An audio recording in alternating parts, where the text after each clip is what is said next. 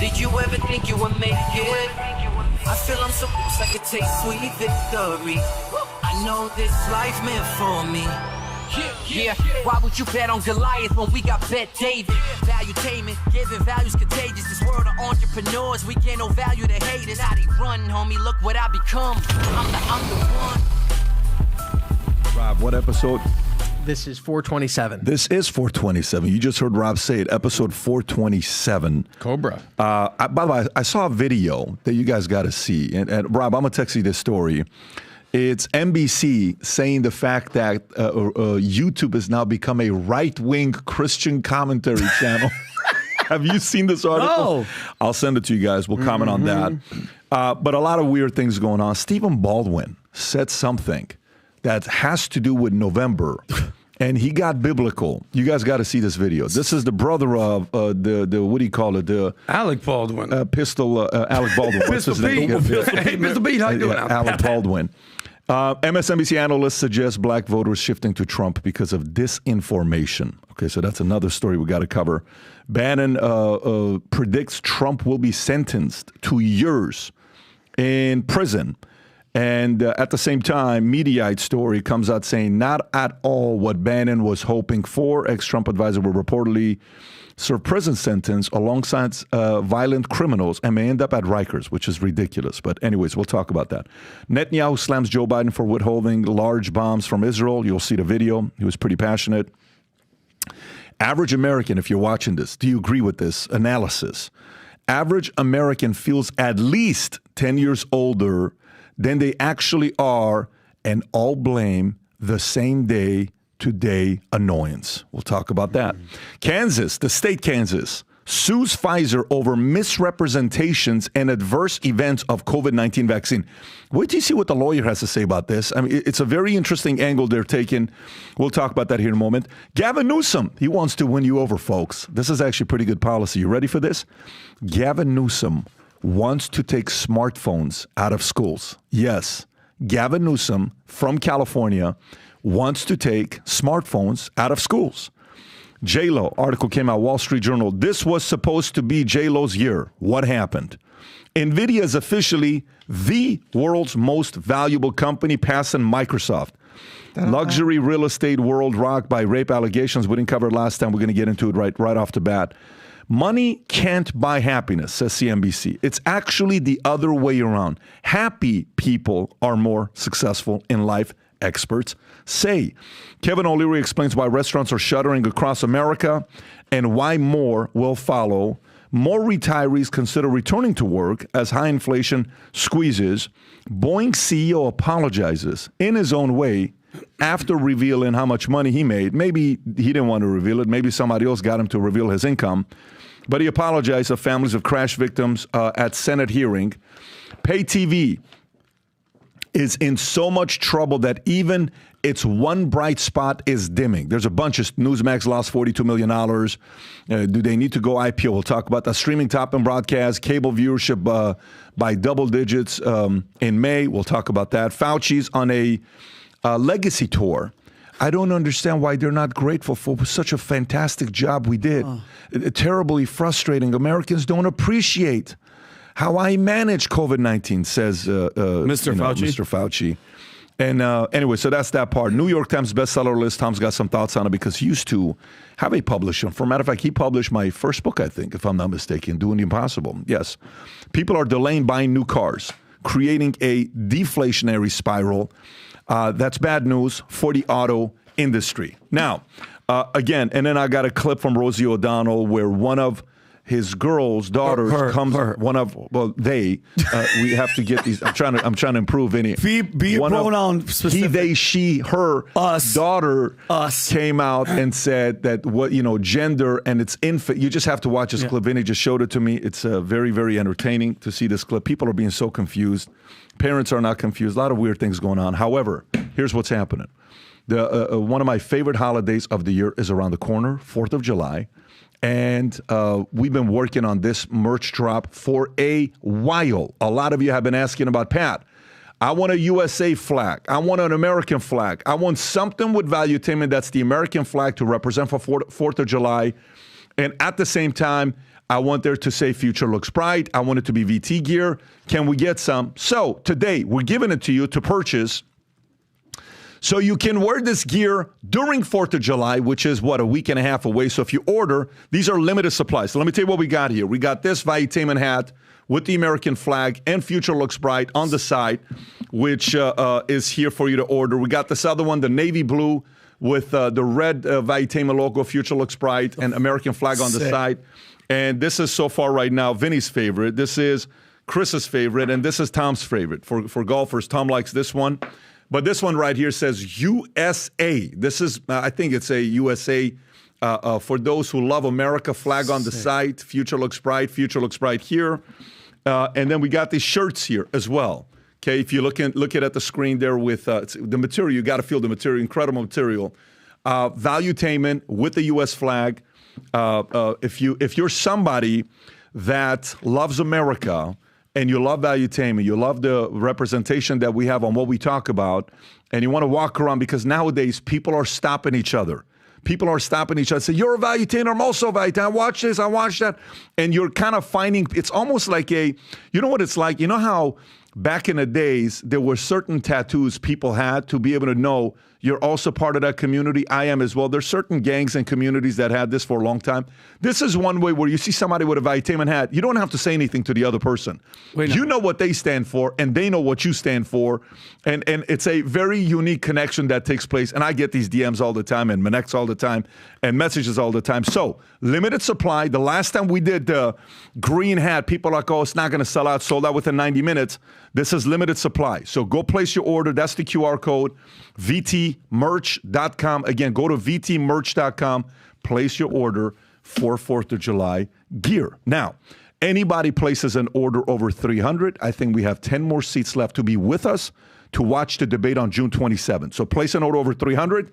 You'll be invited to be with us and a friend at our club, 5990 Live Cigars, conversations, all that stuff. We'll watch a debate June 27th. I think it's going to be from 8:30 to like 11 o'clock at night. We'll be together. All right, having said that, let's get right into it.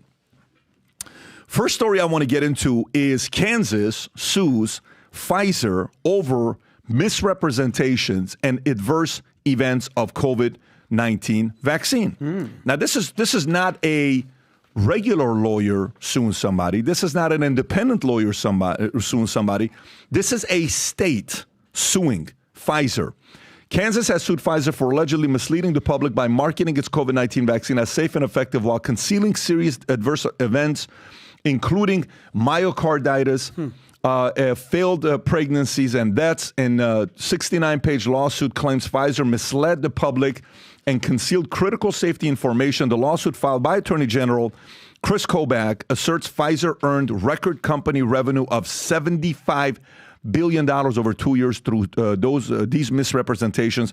It alleges that administered in Kansas, it alleges that millions of Kansas heard Pfizer's misrepresentations with over 3.3 million doses administered in Kansas, and that Pfizer used these methods confidentially, agreements, and altering control groups to conceal critical data. Pfizer responded, stating it is proud to have developed the COVID-19 vaccine in record time and that its representations have been accurate and science-based. Rob, do you have a clip of what the lawyer says? If you have that clip prepared, I want to kind of go to that first, and then we'll go to commentary. So again, the reason why this is a big deal, this is a state, folks, a state. Go ahead, Rob.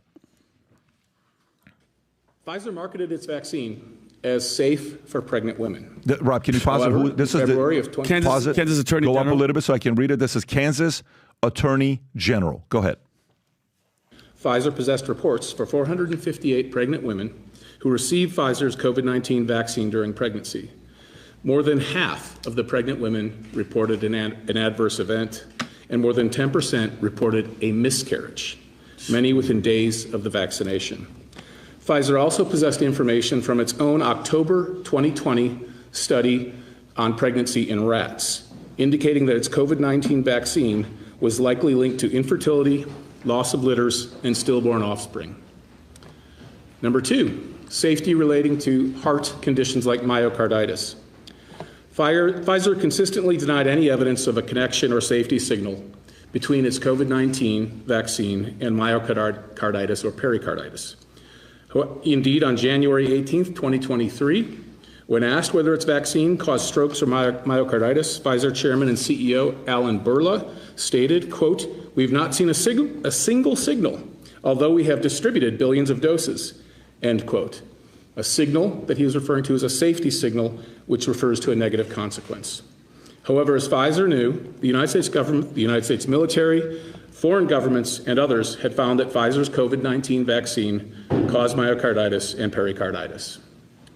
Number 3, effectiveness regarding variants. Pfizer also claimed that its COVID-19 vaccine protected against COVID-19 variants, even though data available at the time showed Pfizer's vaccine was effective less than half the time against variants. Finally, transmission.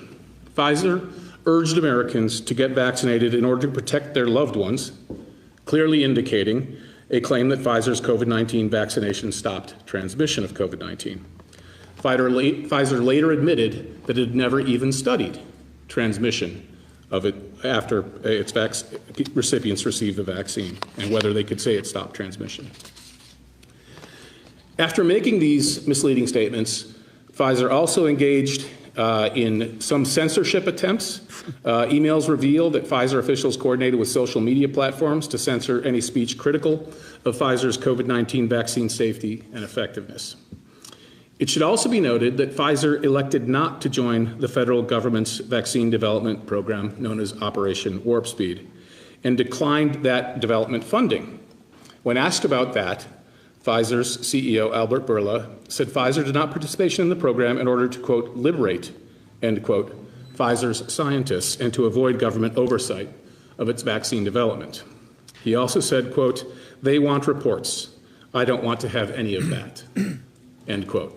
Referring to they, when he said they, he was referring to the federal government. Pfizer's misleading statements contributed to success in marketing its vaccine in Kansas.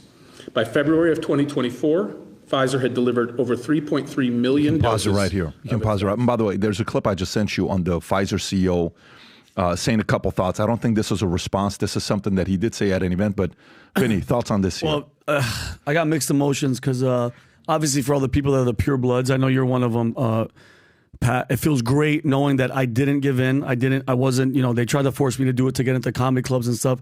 I feel good that I'm the pure blood, but I feel so bad for the people that I do know that are dealing with all this stuff that he's talking about, the vaccine injured, Kelly's, going through it. You know that, right? Kelly has all these problems and stuff like that for all the people, but it's like, oh yeah, 100%. And it's like, it infuriates me that they're, by the way, I don't know if they're not going to be held liable because the literature and their thing says they're not going to get in trouble. And you brought up Albert Bourla, and it's always weird. Anybody that has to do with any of this pushing COVID, anything, all these like Carl Schwab's pal, these people, they always have an accent. Albert Bourla, I sent Rob a video as well. He admitted in a video that COVID was used as a test. Think about this, a test, while also saying that he believes that the days of Pfizer are ahead. He says, I truly think that the best days of Pfizer are ahead of us because COVID was for me like a rehearsal. Yeah, that's the video I have. Oh, no, I sent you a different one, Rob. The rehearsal one? I sent you a separate one. But anyway, remember. Is this the one you're talking about, Rob? Go back to the one this is him. Rob, go back to the other video, right there. This is it, yeah. Okay, yeah, just play this clip. This is a different one, yeah. I truly think the best days of Pfizer are ahead of us. Because COVID was, for me, like a rehearsal, a prova generale, how you can mobilize an organization and do the impossible possible against a main disease. We are after cancer and many other things in the years to come. And by the way, I don't know if you guys remember this. He was interviewed. I forgot who it was, Pat, but they asked him, they're like, hey, did you, because remember, he said at the beginning the vaccine was 95.6% effective. And then he was asked if he took the vaccine, and he said something along the lines, and Rob could have it, but I could say, he goes, well, I'm 59 years old. I'm in good health, and this type doesn't need to take the vaccine, but he was pushing it on everybody else. The CEO of Pfizer, and then months later, they have a photo of him, Pat, they have the needle next to your arm, like all these guys, probably nothing in the needle, but I think it's ridiculous, and I'm just hoping when he says something like that rhetoric of now it's a practice run, they've been saying pandemic 2 is coming. Bill Gates, Mr. Fauci, this guy right here, they're warning of something that's coming. And if you guys are paying attention, in Australia, bird flu is hitting them right now. It just hit the 7th poultry farm in Melbourne. It's affecting 6 farms, a duck farm, 1 million chickens. 5% of Australia's egg-laying flock is affected. And now they're warning everybody of it jumping to human beings, okay? I think it's ridiculous, and the fact that there's no shame in this guy, but in their literature, they're not going to be held accountable. Is that right, Tom? Yeah, well, yes and no. First of all, I applaud the Kansas AG here. That was a very structured, clear case where he is allowing people in plain language to hear what they're saying. And what they're saying is so clear. He says, they did this, then they did this, then they did this and this. What usually happens in this, as it happened with cigarettes, as it happened with asbestos, as it happened with lead paint and opioid painkillers, what'll happen is enough states get through, and these mega settlements is what's going to come down. Because at the very, very end of it, I think there's a thing of there's not scientific freedom here. So I think individual scientists and people can be criminally liable if you push past certain tests. But pharmaceutical industry will never let that happen. They will make a multi-billion-dollar settlement.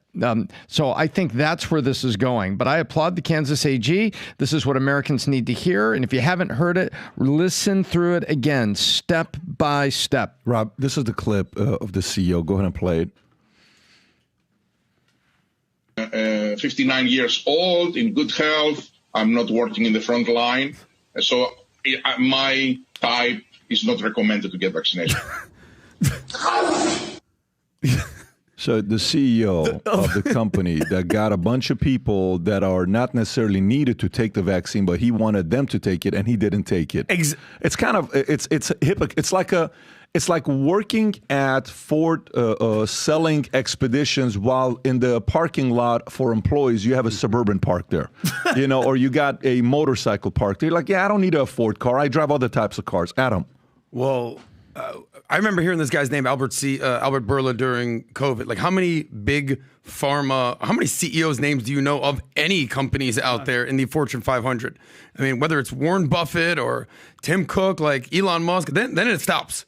But why do I know Albert Bourla's name, the CEO of Pfizer? Why do I know Stéphane Bancel, who is the CEO of Moderna? I know you're a big fan of the guys with the accents. Yeah. Joaquin Duato, who crazy. is the CEO of Johnson & Johnson.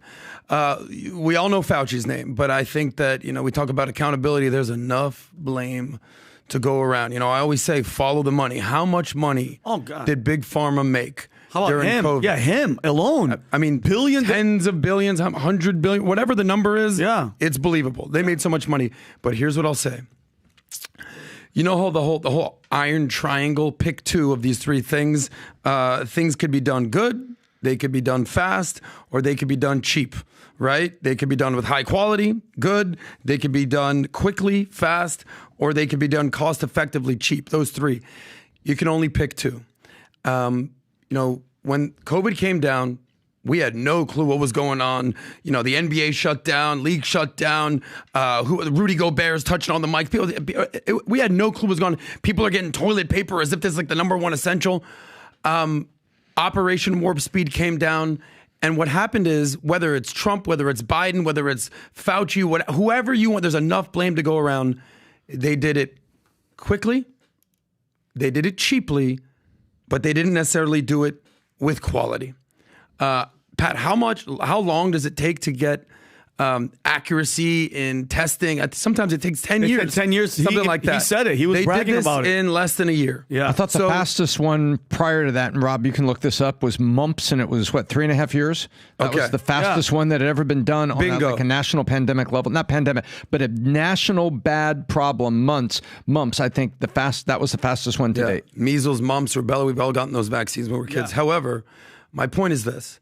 They did it quick, yes, obviously. Yeah. Did they do it cheap? I mean, how much was it to get a vaccine? I don't know. Co-payment, $25 cheap. They were giving out for free. They were rewarding people to get vaccines. It's $50. Go get some McDonald's.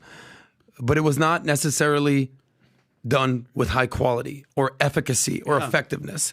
So when you do it fast and you do it cheap, but you're gonna have some ramifications of low quality. The challenge, you're right on the fact that they They did it fast, cheap, all that stuff. Great. And that's why I didn't take it. The number one reason I didn't take it is because you have 9 months of testing or whatever it was to put it together. That was my number one reason. Yeah. You know what's the number two reason I didn't take it? Is because they try to force it down your throat. Yeah, the mandates, right? If they would have done it in a way that was, do it, don't do it, it's totally fine. If they wouldn't have gone the route of forcing you, I wouldn't have taken it. Now, here's a different story. What would the 18-year-old PBD have done? What would the 20-year-old Pat have done? I'm in the Army, let's just say, okay? And I'm oblivious. I'm not well-read. I haven't done my own research. I haven't been around. I haven't even started reading yet, right? Hey, you got to take this vaccine or else you got to get out the Army. All right, guys, hey, 50 other guys, you're at the bar. Oh, F it, let's just kind of take it. You take it, right? How many people had to take it because they didn't have another choice and they didn't want to lose their jobs? Yep. See, that's the problem with this and the fact that, what is the 75-year wrap? That they put a 50 or 75-year, the timeline they put that you can't sue them till 2075. They went to the government and asked for the immunity clause. That's exactly what they got. There it is. You just pull it up. You didn't get immunity when you got the jab, but you're going to get immunity. So judge 75 years later. Something of the FDA to release vaccines. 75 years. No. There is one that they ask for immunity. Did they get immunity? Because that's what's most important. Did Pfizer get immunity for the vaccine? That's the most important thing. So the Moderna Pfizer biotech vaccine offer immunity against COVID-19 for up to 6 months to increase protection. No, I'm talking about where... Lawsuit immunity. Yeah, I'm talking about lawsuit immunity where nothing could happen to them. Blanket immunity. There it is. Under the PrEP Act, people injured in a vaccine developed a response to the emergency must bring claims under the Countermeasures Injury Compensation Program, CICP, provides blanket immunity to drug makers manufacturing the COVID-19 vaccine unless there's a showing of willful misconduct by the manufacturer. Okay, folks, let me read this one more time, okay? So, Countermeasures Injury Compensation Program, CICP, provides blanket immunity. What's the definition of blanket immunity? Nothing can happen. To drug makers manufacturing COVID-19 vaccines unless there is a showing of keyword willful misconduct by the manufacturers. So now what do you have to prove as a lawyer? What you have to prove is what, based on that statement, Tom? That there was willful misconduct. Correct. Okay. You're going to have to prove that a scientist sat back there and said, you know what I'm going to do? You know what? We're going to rig this. How do you prove that? How do you prove that? They're going to say, oh, no. The scientists were acting in good faith trying to save humanity. And that's what they're going to be saying. But so they're protected. So you mean to tell me you come out with a drug that you spend less than a year researching to put together, 9 months, then you want me to take it, then you want me to tell you that the U.S. government, you want to tell me that the U.S. government, you gave them blanket immunity and still trust them? Yeah, I'm out. I'm out. I'm going to herd immunity. Is what you're doing. Can I tell you why you have credibility here? Why? Just because I'm remembering all this stuff right now. Because you would constantly tell the story about when you said, what would the 18-year-old PBD do? Because you were in the Army. You told the story about when you went in and you enlisted and how many shots. Anthrax shot. They were doing... Yeah, we had to take all these shots with air guns. So it's not like you're anti-vax. No. You've taken more vaccines than probably anybody I know. The only person here that's probably taken more vaccines than me is probably Vinny. Yeah. And the only reason it's probably the same is because when you go in the Army or the military, there is a day you literally walk through. Vinny, do you remember that when you're going through and one shot, and it's an air gun. Have you seen these air gun shots? No. Wow. Yeah, it's not fun. It's an air gun. Well, yeah. It's an air gun shot, so it's faster. How many do you think you got in your... Probably 11. Probably and how many 10 or 11. I mean, I had to get anthrax because I was about to go to Iraq. So it's like, I had to go. Did you go to Iraq or no? No, I was right about to go. Thank God. By the way, the anthrax shot in the Army was a very big discussion, and a lot of people were freaking out. Like I remember as an 18-year-old kid, guys getting out and going and trying to get leave to avoid it, and there was a big dispute. What's wrong with you? Why are you so worried? You're the part of the U.S. government. You got to do it. Take it for the country. It was like a lot of things going on at the post. But I want to highlight that because, people say a lot of crazy things right there. One thing you are not is anti-vax. You've been very open. Your father was part of this. Yes. One thing that I know that you stood for, and I've learned this, is the government control and the mandates. You said, hey, listen, they rushed this in less than a year. But number two, listen, my body, my choice. Which party sort of owns that moniker. We know on the left, my body, my choice. So on the right, when they do it, how does that work? I'll tell you one quick story. Talked about the mandates. My other company, I have a girl that works for me there. She also works for Disney. She would tell me this story. She goes, I never get sick. I never get sick. She would tell me that. Then she got the jab. And since she got the jab, this girl is always sick. I said, what happened? You said you never get sick. She goes, I don't know, but I never got the flu stuff. I never got this. I'm just letting you know this is anecdotal. Yeah. This is her story. Yeah. She gets sick here. And, ultimately, I mean, I'm going to make light of it. George Bush fooled me once, and you can't get fooled again. Yeah. I think a lot of people got fooled one time, and they're not going to do it again. I wouldn't give them that much credit because it's their choice. Think about but take a second, take a step back, Tom. Think about what they did. Think about this operation that they did. Okay, they created the problem. Fauci, the lab, Wuhan. They have this shit come out, right? Oh my God, they scared the shit out. Allegedly created the problem. I think that they're not stupid. They get it. Okay, then all of a sudden you're like, hey, listen, guys, scare them. It's the end of the world. CNN, put the death tracker. Think about this mission. Then you scare the shit out of everybody. Media did do that. Then they did. And then you go, hey, we have the cure. And these billions of people were duped. Now they're dying. And guess what they're saying? What? Read the contract. I said, so it's create the problem, scare the shit out of everybody, and give them the cure. What's that term called when you create the boogeyman and then you're the solution to the boogeyman? That's exact, guys. And Rob, how much did Pfizer's ad spending year over year? Can you go to Statista? Go to ad year over year, if you could. How much money they spend? It's interesting, Tom, when you look at this. Because the number's going to surprise you, by the way. And I go to stock price. I go to. Oh, no. But check this out. Zoom in. Look at Pfizer ad spending year over year. Okay. So their highest, what does that sound? Their highest is 2010, 3.8. Okay. And then 2011, 3.6. And it goes down. COVID happens 2020. That's their lowest ad spend. 2021, $2 billion. Then it goes to 2.8. Then 2023 is 3.7. So I processed this in a couple different ways. One, their biggest ad spend was the government was doing it for them. Everybody was doing it. You didn't need to get the money to get the ad spend, right? Because it was free marketing. Can you go to Moderna's ad spend, Rob? I'm curious to know what Moderna's ad spend was year over year. Just do the same exact thing and just type in Moderna. Yeah. And then who's the other company, by the way? Is it Johnson & Johnson? Johnson. Or their information isn't public? You don't have their ads. Pfizer is public. The other ones are not. Interesting. Go back and type in Johnson & Johnson's ad spend. I'm actually curious now with Johnson & Johnson. Johnson & Johnson ad dollars is what I typed, and I have it only till 2022. I don't have it till 2023. Same exact thing. You're looking at the drop off, the increase. Yep. Yeah. So anyways, I mean, this is the main reason why we talk about this story is because the Attorney General of Kansas is going after Pfizer. Guess what? We support you. We're excited that you're doing it. A lot of people want to find out what happened. And I can tell you one thing.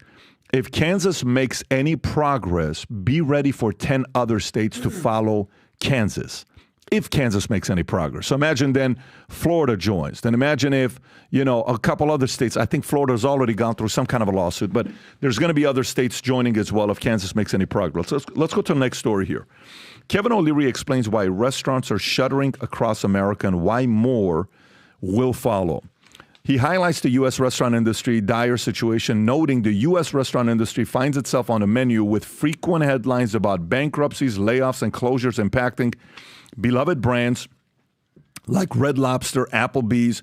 Due to inflation and declining foot traffic post-pandemic, he adds, seemingly every day there's a headline announcing a bankruptcy, layoff, or store closure impacting one of the country's most beloved brands. O'Leary explains that rising food prices and the shift to remote work has significantly hurt restaurants, especially in urban areas where expensive locations are no longer seeing enough foot traffic. He notes eateries in urban locations have been hit especially hard as their expensive locations are no longer receiving the footfall they need to meet rent. It's almost like the days where you used to go to a dealership to buy a car.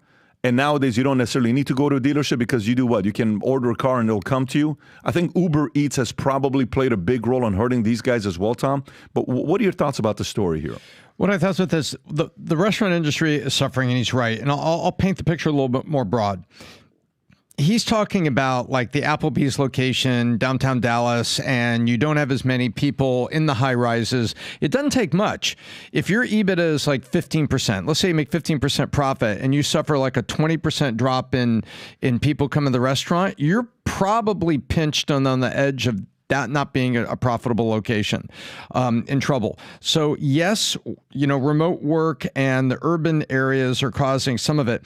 But now put yourself in this position. How many problems can you manage at once and stay in business? One, sir, some of our key locations in downtown areas, they're pinched because the foot traffic is down. So we're really in trouble with those. We may have to think about closing some of them because now they're consuming cash, not generating it. Oh no. But sir, in general, our overall profitability is down because food prices. And by the way, TransUnion says that the food price inflation over the last 4 years actually is 30%. So that's TransUnion, one of the big credit agencies doing deep research. It's 30%. Okay, food prices are up. And sir, by the way, in 4 states, we're going to have to pay $20 minimum wage. Oh, crap. How many problems can a restaurant manage at the same time as having locations that are not profitable because of foot traffic, getting pinched by $20 minimum wage, and then the food price. So Kevin Leary is right, and he's only hitting on one of the two things. And it's really unfortunate because a lot of people have favorite restaurants and things that they still patronize, but they're not survivable. But I'm going to tell you something, Rob. Tom, can you go a little lower on those? That was a very good breakdown. So go up to the top of the article, Rob, if you could. No, the one I just texted you. The one I just texted you, not this one. I texted you your article right now with numbers on Uber Eats, and these numbers will reveal a lot, especially a certain trend. I just texted it to you while Tom was speaking. So here's to look at. So Uber Eats revenue and usage statistics. This is from 2 months ago, April 10th. Okay, go lower. And just one by one, let's look at each chart. Keep going. Okay, let me look at that, what it says, the statistic at the top, right there in the middle. It had, Uber Eats generated $12.1 billion in 2023, 11-year increase. Uber Eats gross booking. Okay, so that's the numbers. Go lower, Rob. Check this out. Keep going. There it is. Okay, zoom out. All right, so that's revenues from Uber Eats from 2018 to now. Look at Q1 2020. Do you see what's Q1? When did COVID happen? Second week of March. The dip right there. So they felt it. But COVID launched Uber Eats business to the stratosphere. Go lower. Okay, so right there with the revenues go up a little bit, Rob. Go up. You just had it right there. So this is a revenue for them. This is to Uber Eats. 2017, $600 million. 18, $1.5 billion. 19, $1.9 billion. Look at the increase from 2018 to 2019. Not a big increase. Wow. It's only 20%. But look at the increase from 2019 to 2020. Nearly 3x. Wow. Okay? Then 2021, they double again. Then 2022, coming a couple of the restrictions are gone, 10.9, 12.1. But that business of going from 1.9, if you look at it, 1.9 to 12.1 billion, that's all money taken away from somebody. But go lower because that's not the real number. Keep going. That's what Uber Eats made, revenue to them. But go down to how much revenue was the food. Go lower, Rob. This is the actual bookings, okay? Look at that. 3.1 billion to 7.9 billion to 14.5 billion to 30.2 billion to 51.6, 55.7, $67.8 billion. Wow. That's money going away from somebody. So COVID, it's the weirdest way of visual I'll try to give you. So COVID did this. It took money from restaurants, 200,000 restaurants shut down. And that money lost from restaurants, Rob, how much money was lost in restaurants during COVID? Okay, total, I remember it was, directly and indirectly, 50 million jobs were affected. That's not the right number. That is not the right number. It was a number in the billions. But just visualize this. This is the business of restaurants. This is how much money restaurants had. What COVID shutdown did is it took this money from here, gave it to Uber Eats, drivers bringing food to them, and that money from here gave it to Pfizer, Johnson & Johnson, Moderna, okay? Meaning this revenue of $100 billion or whatever the number is came at the cost of destroying the restaurant business. So look at the National Restaurant Association said restaurant and food service sales were $240 billion below. Wow. Below 2020 pre-pandemic forecast. More than 110,000 eating and drinking establishments closed last year. The association hopes that 2021, this is that time, right? Now, Rob, do me a favor, keep this article. Can you go and search how much money did, what do you call Pfizer, how much money did Big Pharma make during COVID? How much money did Big Pharma make during COVID? If you can somehow, 90 billion, okay, right there, Big Pharma raked in $90 billion in profits, Vinny, with COVID vaccines. That's it, just the COVID-19 vaccines. Pfizer, BioNTech, Moderna, and Sinovac made an extraordinary U.S. dollars, $90 billion in profits on the, so that $90 billion of profits is like a 401k rollover. It rolled over from restaurants into Big Pharma. Wow. So you know what it makes me think about, Tom? Here's what it makes me think about. Every industry has lobbyists. Every industry has lobbyists, right? This just tells you the lobbyists of Big Pharma are more powerful than the lobbyists of restaurant business. Why didn't the restaurant business lobby harder to protect them? What kind of access to resources do they have? What is the biggest restaurant chain that can go out there and be vocal about it? Why were they so quiet about it? They got destroyed. And if you think about restaurants, Tom, the fast food chains would be considered low income, middle income, right? If you go to McDonald's, Burger King, places like that. Who is the biggest restaurant chain that's not fast food? Cheesecake The cheesecake, TGI Fridays. I don't know, I think cheesecake is up. You might be. I don't know. You probably I'd be take guessing, girls on a but, first date to cheesecake, Vinny. Grand Lux, Uber pickup. Grand Lux and cheesecake are in the same Family. The same family. How do you Google that? How do you search that? Biggest non-fast food. But they're probably owned by one big company. I know. That's what I want to know. I want to know who that is. Who is that? Like, remember we found out that one thing in California with They own the one Panera guy. and they Yeah, own all yeah. the different So companies. who owns cheesecake? this. Who owns chains? Applebee's. Yeah, who owns Applebee's? Who Okay. owns Chili's? So What's Applebee's, the go parent? ahead. What's Applebee's market cap? Do they have that kind of weight?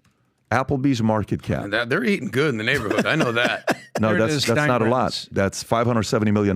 That is insane. That's nothing, guys. They're here. That's part of That's Dine Brands nothing. Global. Can Find you- out that. Can you go type in Big Pharma lobbying spending?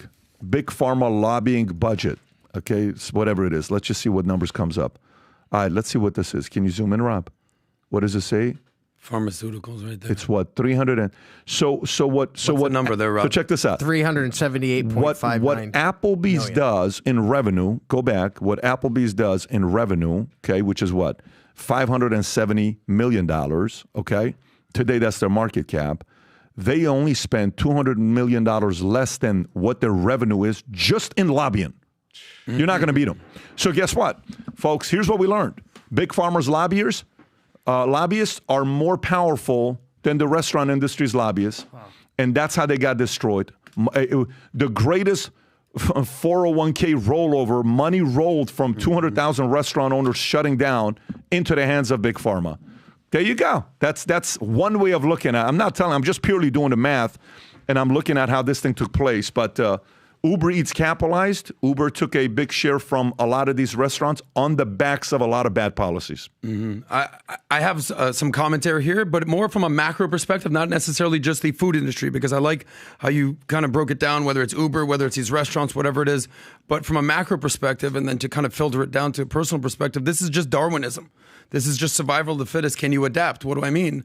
You know, what percentage of the companies that were in the Fortune 500 in 1950 or even in 1990 are still in the Fortune 500? We hear the stories that it's like the attrition rate is insane. 50% of the companies go out of Fortune 500. I think 10% of the companies that were the biggest companies in the world in 1980 are still in the Fortune 500. How many companies have gone out of business? Whether it's WAMU, you tell that story. Whether it's Lehman Brothers, whether it's Bear Stearns, you tell the story about Kmart, JCPenney, Bed Bath & Beyond, Radio Shack, Blockbuster.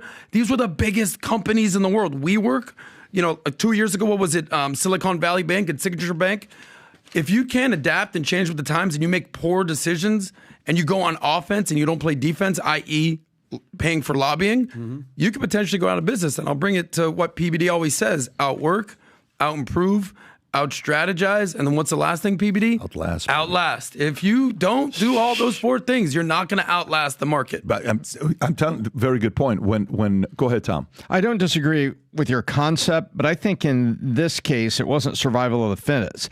There was a meteor that hit Earth and killed all the dinosaurs, depending on which scientist you want to believe.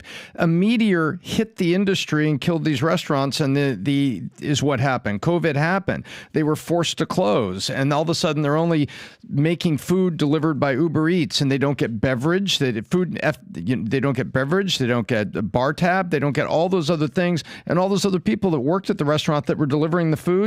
The only people that were working was the 3 chefs in the back making stuff that people were picking up with Uber Eats. So this was a meteor called COVID that hit the restaurant industry, but words talk, numbers scream. And Pat, you broke down all the numbers of where all the numbers flowed after the meteor hit. By the way, I want to move on because we got the next story I want to get into. Here's what I'll wrap up with this.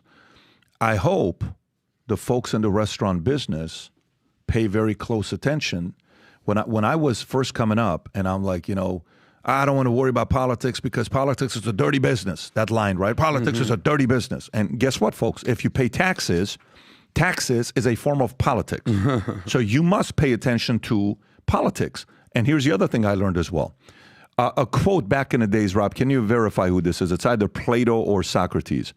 Those who don't study politics will be governed by fools who do. Wow. Let me say it one more time. Those who don't study politics will be governed by fools who do. Yeah. To those of you in the restaurant business, watch the way you vote. One political party locked your ass down and you went out of business. Just remember that. You can sit there and tell me I'm a John F. Kennedy liberal, whatever you want to say. This is a very different climate today with shutting things down, where other states left it open. Bob Iger was helping out Newsom in California with Disney. And then when Newsom said, no, we're going to shut it down, Bob Iger got off the board and said, I'm not helping you out. He had 2 parks. One park was where? California. Shut down. Lost a bunch of jobs. The other place was Florida, ran by a guy named DeSantis that they ended up getting to the biggest fight. And Disney actually played games with DeSantis, calling it the Gable and all these weird things that you guys started doing. Guess what? Florida proved policies were better for restaurant, fast food, parks, and California absolutely wasn't. Next story. More retirees considering to work as high inflation squeezes. A Motley Fool survey shows 44% of retired Americans are considering returning to work due to chronic inflation and inadequate Social Security benefits, which despite a 3.2% cost of living adjustment in 2024, have not kept pace with rising costs. The average monthly Social Security payment of $19.07 in 2024 is significantly less than the $48.18 monthly expense reported by Americans ages 65 and older. Let me say this one more time. Rob, can you highlight that part and let's show it on the screen? The average monthly Social Security payment in 2024 is $19.07, okay? And that is a fraction of what the average American age 65 and older reported spending in 2022, which is $4,818, okay? So with 27% relying on their sole income, inflation and high interest rates have drastically increased costs for necessities, causing severe financial pressure. Financial struggle has led 61% of respondents to report daily hardships, and many are considering retirement plans. About 25% of non-retired investors expect to return to work due to insufficient savings, while 19% doubt they will ever save enough to retire, with another 19% planning to retire later than expected due to inflation. Tom. Well, words talk, numbers scream, and we got a bunch of numbers here. And was very interesting, side by side with this, side by side, Motley Fool's doing this. Harris had a poll, and the Harris poll has been tracking. And boy, it's so surprising that mainstream media, Vinny, doesn't ever talk about this particular Harris tracking poll. In Q4, people said, 79% of people said the number one issue, economic issue for them, was inflation. after saying that, after 60% of them saying that economy was number one. And they said, what issue in the economy? 79% said inflation. In Q1, that was Q4 of last year, Q1, 82% it's inflation. In middle of Q2, May 10th, just passed by, 84% said it was inflation. And by the way, 75% of the people over 50 in a Harris poll done at the same time the TransUnion poll said inflation is continuing to increase. Meanwhile, the federal government is saying inflation's under control. No, when people are saying inflation, it's affordability. And what's happening is these poor retirees and the numbers we just saw are saying, I can't do it. I got to go back. I want to be a Walmart greeter, or I got to do something because I've got a gap and it's the affordability crisis. And I previously mentioned TransUnion's food inflation survey done at the end of Q1 said it was a 30% cumulative increase since the end of Q4 2020. There you have it. There's the numbers. The affordability crisis in America is worse than ever. And now the people who can least afford it are thinking about, man, I got to go back to work. I got to get a side hustle. Grandma has to get a side hustle. Where are we? Adam? Yeah. Well, I love Tom's commentary here. I'll flip it. Tom always says the following, there's the upstream problems and the downstream problems, right? The downstream problem, or would probably be the upstream problem, is, a 70-year-old who has to go back to work. Sucks. Nobody wants to do that. But the reason that they're doing that is the downstream problem is they just never paid attention to saving enough money and investing. And that's the biggest problem. So what's the message that you guys can take if you're 30, 40 years old, whatever? It's nobody cares about your problems 30 years from now. When it's time for you to retire, what's the average age of our listeners? 30, 40, whatever? I'd say 40. Okay. Yeah.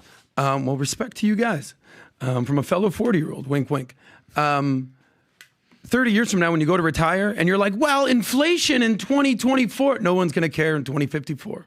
They're going to say, what did you do over the last 40, 50 years of your life to get out of debt, stop being paycheck to paycheck, start saving and investing? Because I know one thing for sure, you cannot save your way to becoming a millionaire. You have to figure out a way to become an investor. And you're going to need $1 million, $2 million when you retire at 70 years old, whatever it is, so you don't end up on the government plan. So you guys at home right now, flip a coin, heads and tails. Heads, you're going to have money in retirement. Tails, you're not going to have money in retirement. Because the reality is this, 50% of you are straight up going to be on the government plan. And the other 50% are like, oh shit, I don't want to have to rely on Social Security, and I don't have a pension, and I haven't saved enough money. I should probably start that 401k thing that they talk about, that Roth IRA thing. I should probably stop living for today and plan for tomorrow, because if you're 30, you're going to be 40. If you're 40, you're going to be 60. And the reality is, if you don't save that money, you're going to end up one of these old people that in 30 years has to go work. So a couple things.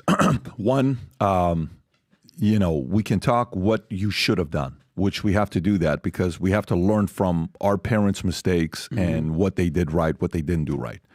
This Sunday at church, this pastor gave a message which I thought was absolutely powerful. That Father's Day one? Yeah. I thought it was powerful. And Rob, I'm going to give you the timeline for you to go to show this clip. It was unbelievable, okay?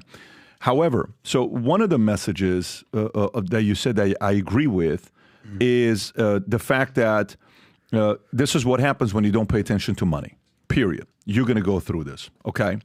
And you're paying a price for it today that you weren't taking finances seriously. You were being sloppy, not working on another job. You were coming home making sure you didn't miss a single Miami Heat game or didn't miss a single Laker game because you're a true Laker fan or a Dodger fan or I'm a Chicago White Sox, so I want to come home and I want to watch every single game. Yeah, Chicago White Sox or the Lakers or the Miami Heat, these guys barely pay retirement plan to their athletes that used to play for them, let alone you. They're not going to be paying your bills. Okay, it's kind of like goes back to that one movie Bronx Tale where the guy's got a Mickey Mantle card says, "Does Mickey Mantle pay your bills?" Yeah, Mickey Mantle pay your rent?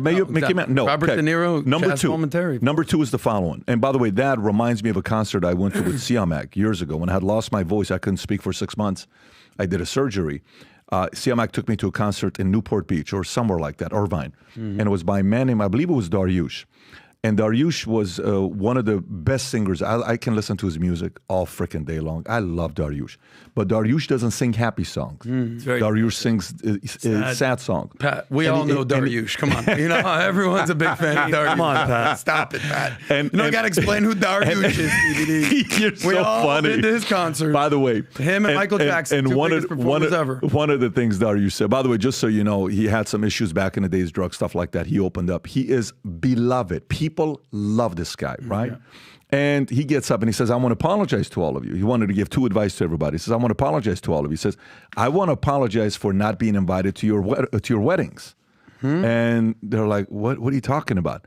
He says, because I never sang songs happy enough to be invited to your weddings. Why would you invite somebody like me to your weddings that makes for your divorce party, I will be there. Dariush, you can count on him, baby. But you know what he said right afterwards? What? He said, I want to say something to the young people in the room here, to those in their 20s, the young wolves, the 30s. He says, make sure the young wolf in you takes care of the old wolf one day you'll be. Oh, yeah. Wow. Because the old wolf will not have the same fire that you have today. Yep. But very soon you're going to be my age. Let me tell you, it leveled me to come back and give that message to other people. So now, we all have parents that maybe financially didn't make the right decision or something. We can't now go to them and say, how come you don't work for it? We're not in that business. You just want them to live a happier life and realize a part of that responsibility now lies on you. Because the government can't do it all by themselves. You have to do it partially. Government's going to do it partially. The reason why government gets 1907 and not the whole 4881 is because it's not the government's job. I'm not supposed to take care of your parents. I'm going to do my part with my parents, right? But taxpayers are willing to pay 1907 portion to Social Security. And the last thing I'll say, which is kind of weird, is the following way. Tom, a part of me likes people working in their 70s. And you can call me out and be upset and say whatever you want. My dad has had 13 heart attacks, 3 stents in his heart, bypass surgery, God knows how many angiograms, angioplastics, you name it. He takes 50 pills a day. I'm being sarcastic, but it's a lot of pills he takes every day. He's 82 years old. You know why he's 82 years old? Because he just retired 2 years ago, and he finally moved into my house. Till 2 years ago, he was working. Not because he needed to. He could have retired a long time ago. He kept working because he wanted to stay active. Yep. So part of me, if you're listening to this, and let's just say you're 72 years old or 68 years old, and you're like, I don't need the money, dude, go find a job 2 days a week doing something. Find a way to contribute. There's a part of it that for me is not feeling like it's actually bad for you. You're meeting other younger people. There's something that happens. I'm around Brooklyn. Brooklyn makes me younger, okay? And I'm 45. I'm not old. But even Brooklyn makes me younger, and she's only 2 or 3 years old, right? Now imagine if we're 75. And, and we're only hanging around 75-year-olds. Dude, you got to go around 30-year-olds and 20-year-olds and 40-year-olds and let them kind of fire you up a little bit. But anyways. Can I give a quick little feedback? Yeah. Number one, I love your dad. And the fact that he's still putting things together, knitting. He's staying active. He's chasing Brooklyn around. Love him. But you're absolutely right. Like, my mom is 74 years old. She's about to be 74. I said, Mom, when are you going to retire? She's like, why would I retire? Yeah. I love working. Yep. She works at she works as a nurse. She loves interacting with people. She said, what am I going to do all day? I don't golf. I don't do any of this. So there's nothing wrong with working when you actually enjoy what you do. The flip side of that, I remember, you know me and my Ubers. One time I get in an Uber, and it was the oldest Uber driver I've ever been in his car. This guy must have been 80 years old. And usually Uber drivers will be very subtly like, hey, thank you for a tip. This guy, as the ride started, hey, don't forget to tip the driver. He had a sign. Yeah. Remember to tip the driver. He's like, hey, remember at the end, tip your driver. I go, okay, why? You haven't even driven me yet. And he goes, this is essentially what you said with the young wolf and old wolf. He goes, let me tell you a little something. And he was talking. He goes, I used to be the biggest fashion designer. I used to go to Italy and travel. And I'm from New York.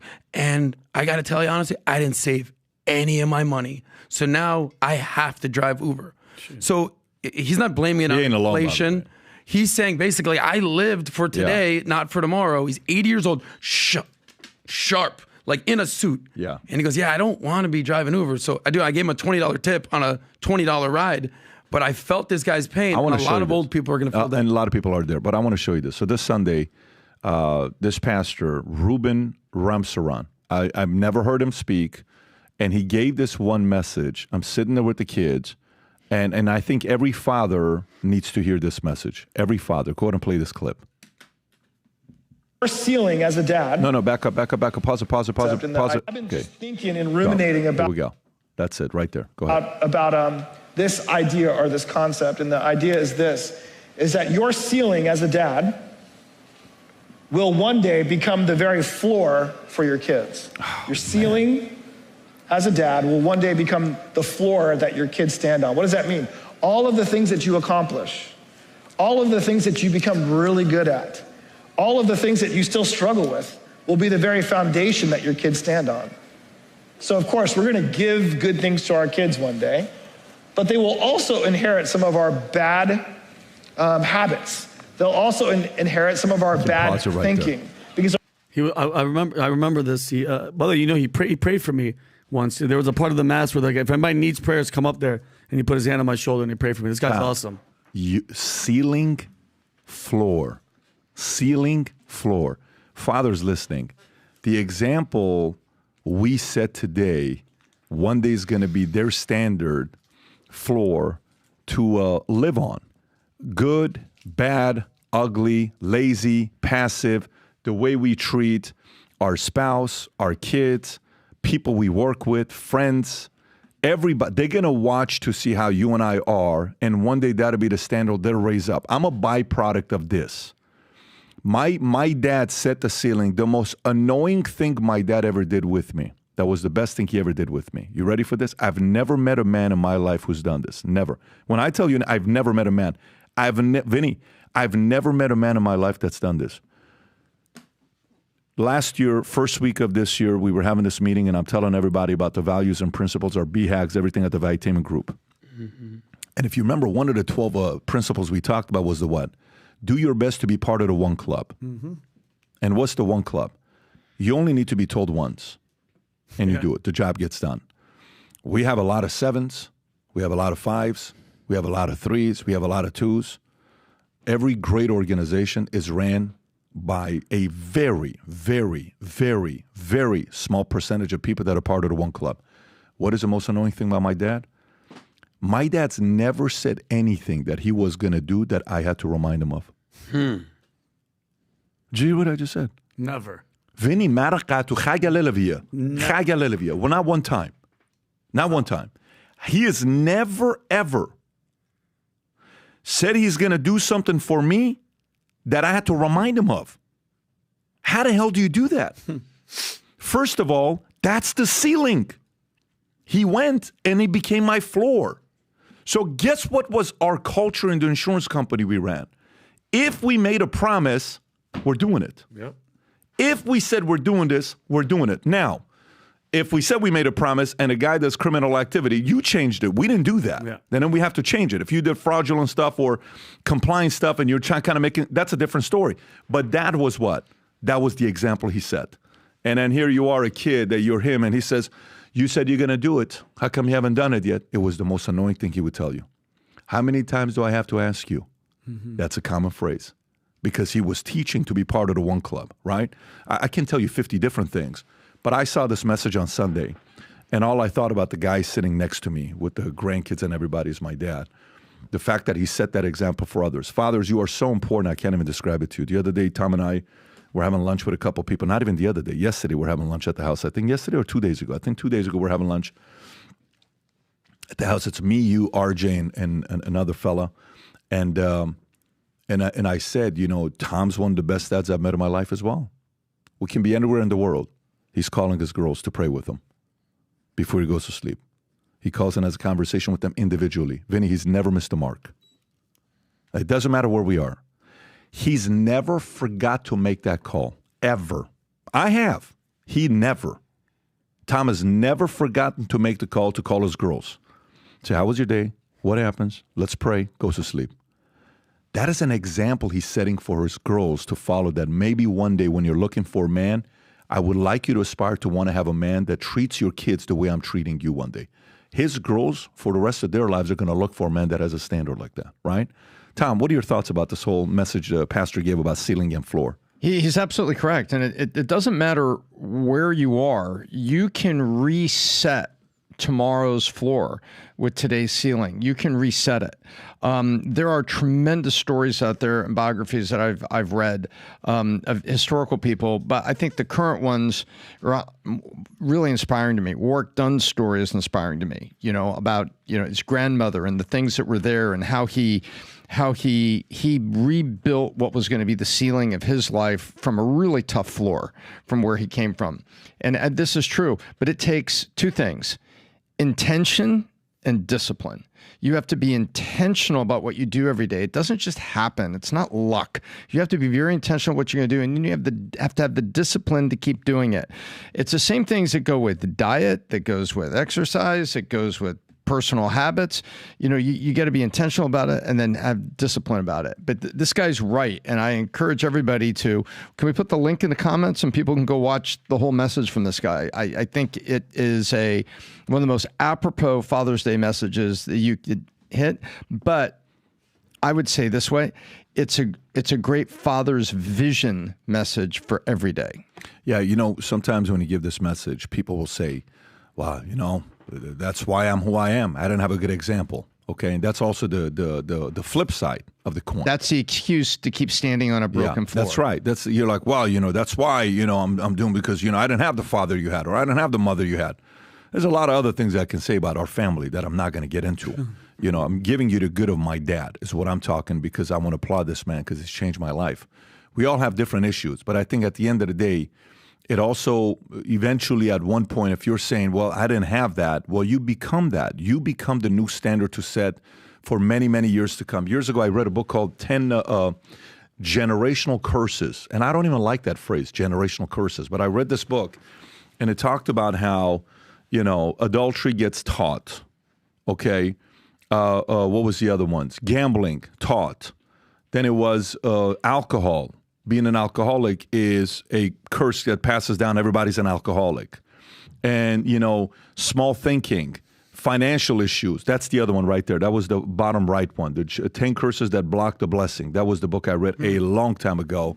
When did that be? 2006. So 20 years ago, 18 years ago, that book came out. So it was interesting to see it. But for a lot of people who go through this challenge, you don't also want to be the person. Like, I grew up from a very poor family. It's like, I grew up poor. That's why I'm poor. No, you need to also make a decision for yourself to want to be a leader one day, if you consider yourself to be a leader. All right. So anyways, I saw that this Sunday. I've never short anything from our church service on Sunday. I was inspired. That was to show your church? Yeah, we go to that church. That's one of the churches. Oh, wow. Yeah. Mm-hmm. So anyways, okay. So let's go to the next thing here. Story-wise, Gavin Newsom, what a transition, wants to take smartphones out of schools. Okay. Gavin, you're getting a shout out today, buddy. So don't say we only say bad things about you. The other day, I'm in California. One guy says, man, listen, I love your stuff, man, but why do you come after us so hard? It's like, it's constant. It's like, we don't get enough of it, man. It's always California, California, California. I said, listen, bad policies have consequences, and that's what your governor is doing. However, today, we're going to read this article from Politico. Governor Gavin Newsom plans to restrict smartphones used during the school day, citing social media's harm to children's mental health. Newsom stated when children and teens are in school, they should be focused on their studies, not their screens. Newsom's initiative aligns with recent warnings from Surgeon General Vivek Murthy, who advocated for warning labels on social media due to its severe impact on youth. Newsom, a supporter of Biden's reelection, aims to work with California's Democratic legislature to implement these restrictions by August. The move follows ongoing concerns and previous legislation aimed at protecting children from social media dangers. Newsom's wife, Jennifer, great name Siebel Newsom, highlighted the failure of the tech firms to address these issues and shared personal experiences of their child being bullied online. Tom. Yeah, well, this is Gavin Newsom. It's Groundhog Day, so Gavin Newsom is going to pop up and say something that sounds moderate, right? There's a lull in the news cycle. There's Tom was relaxed. All of a sudden, we said Newsom. He flips out. Tom turned red. He kicked me. Shoot. You're going to say Newsom or give me a double black coffee. So it's one of the two, and here I come. So this is what this is what's going on. Newsom, every so many months, he's being politically very strategic here, popping up with things that sound like they're kind of moderate here. So, banning the phones in schools, it's harmless. It's harmless. It doesn't cost him any political capital. And then 6 months ago, he came up and there was a parental rights thing. And he was like, I'm going against the state assembly because parental rights are important. Remember when he did that? Yeah. And it didn't mean anything to it. And 2 weeks ago, he supported the, don't tell the parents transgender policy in the schools 2 weeks ago. Yeah. So 6 months ago, he pops out. Groundhog Day sounds kind of moderate, and that's what's going on here. This is a mamby-pamby little thing that he's popping up, trying to get parents to lean from the middle over toward him a little bit. And look at the perfect timing, Tom. You nailed it. Perfect timing. All this stuff is coming about Joe Biden. He's falling apart. He's starting every 2 seconds, and then all of a sudden, waiting for the Supreme Court on Trump. Exactly. It's kind of a quiet news week. Yeah, he's a snake in the grass, like you nailed it. Just coming up now, because you know what? That's those little things. Once he announces, or if he announces, he's gonna be like, well, look at the stuff, the good stuff that I was doing, guys. The phones in the schools, which you're right, doesn't spend it. How much money does that cost? Nothing. It's just a rule. He's a snake in the grass, and if he was the Antichrist Pat at the end, I wouldn't be surprised. He's one of the most skilled politicians that I've ever seen.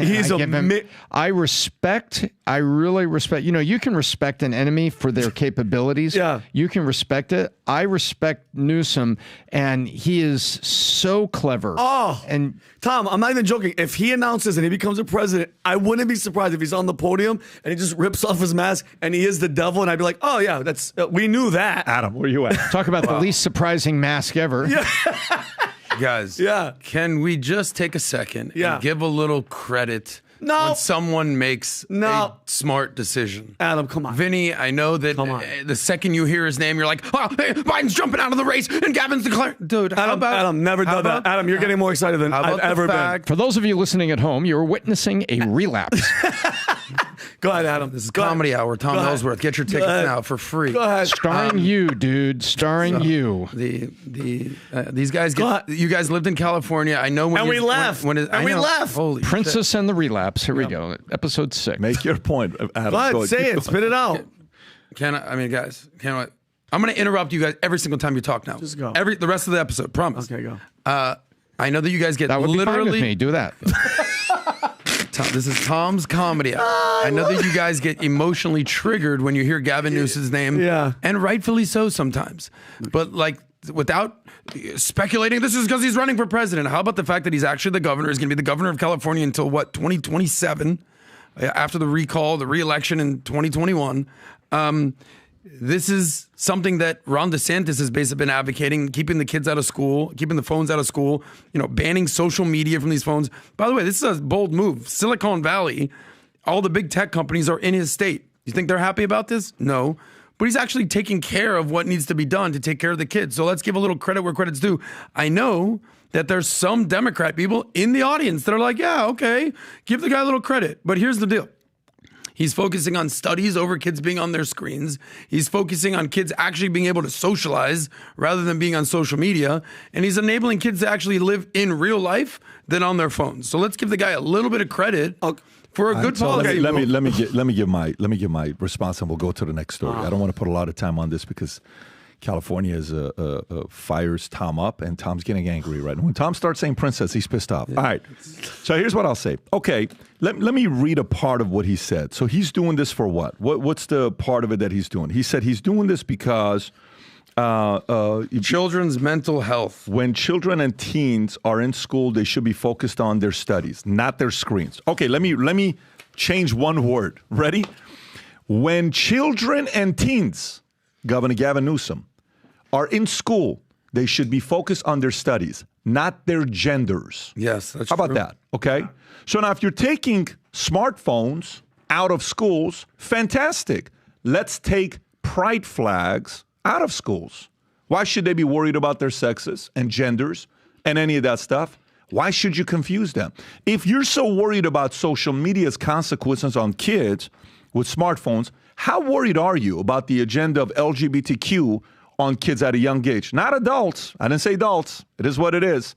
Quite frankly, it's a little too much anyways. 143 days to recognize, LGBTQ. We have a gay uncle day in America. What is a gay uncle day? Yet we have one Father's Day? You mean to tell me fathers get one day and they're just as important as a gay uncle? You want me to celebrate my gay uncle? What you want me to do? And then you got Mother's Day gets one day, but a gay uncle gets a day. So the equivalent of a gay uncle is the same as a mother and a father. Is that what we're doing right now in California or other places? So all I'm saying to you is this. Let's add one other thing to this, Newsom. Great policy. I'm with you. When children and teens are in school, they should be focused on their studies, not their screens. When children and teens are in school, they should be focused on their studies, not their genders. How about you do that next? I dare you, brother, to do that next, to keep that out of schools. You do that, I will be singing praises to you on the podcast right here. I will applaud you. I'll say, great job. He did a phenomenal thing for California. I'll even come to California and say there's some progress being made in this specific area if that happens. Now, you know what are the chances of you doing that? Do you know what are the chances of that doing that? It's the same chances as Vinny one day coming out of the closet saying he's gay, okay? Because Vinny's straight and it ain't happening. What? And he's Vinny is? Yeah, he is. He's actually is. I thought so. The other you guys posted a clip about, when I was in Hollywood, if I would have stayed there any longer, you would have been gay. Dude, I was going to celebrate Gay Uncle Day. That's what I'm saying.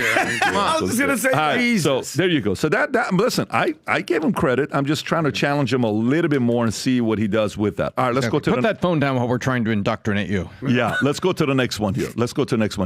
Luxury real estate world rocked by rape allegations against Star Broker. Now, this story isn't written by Daily Mail.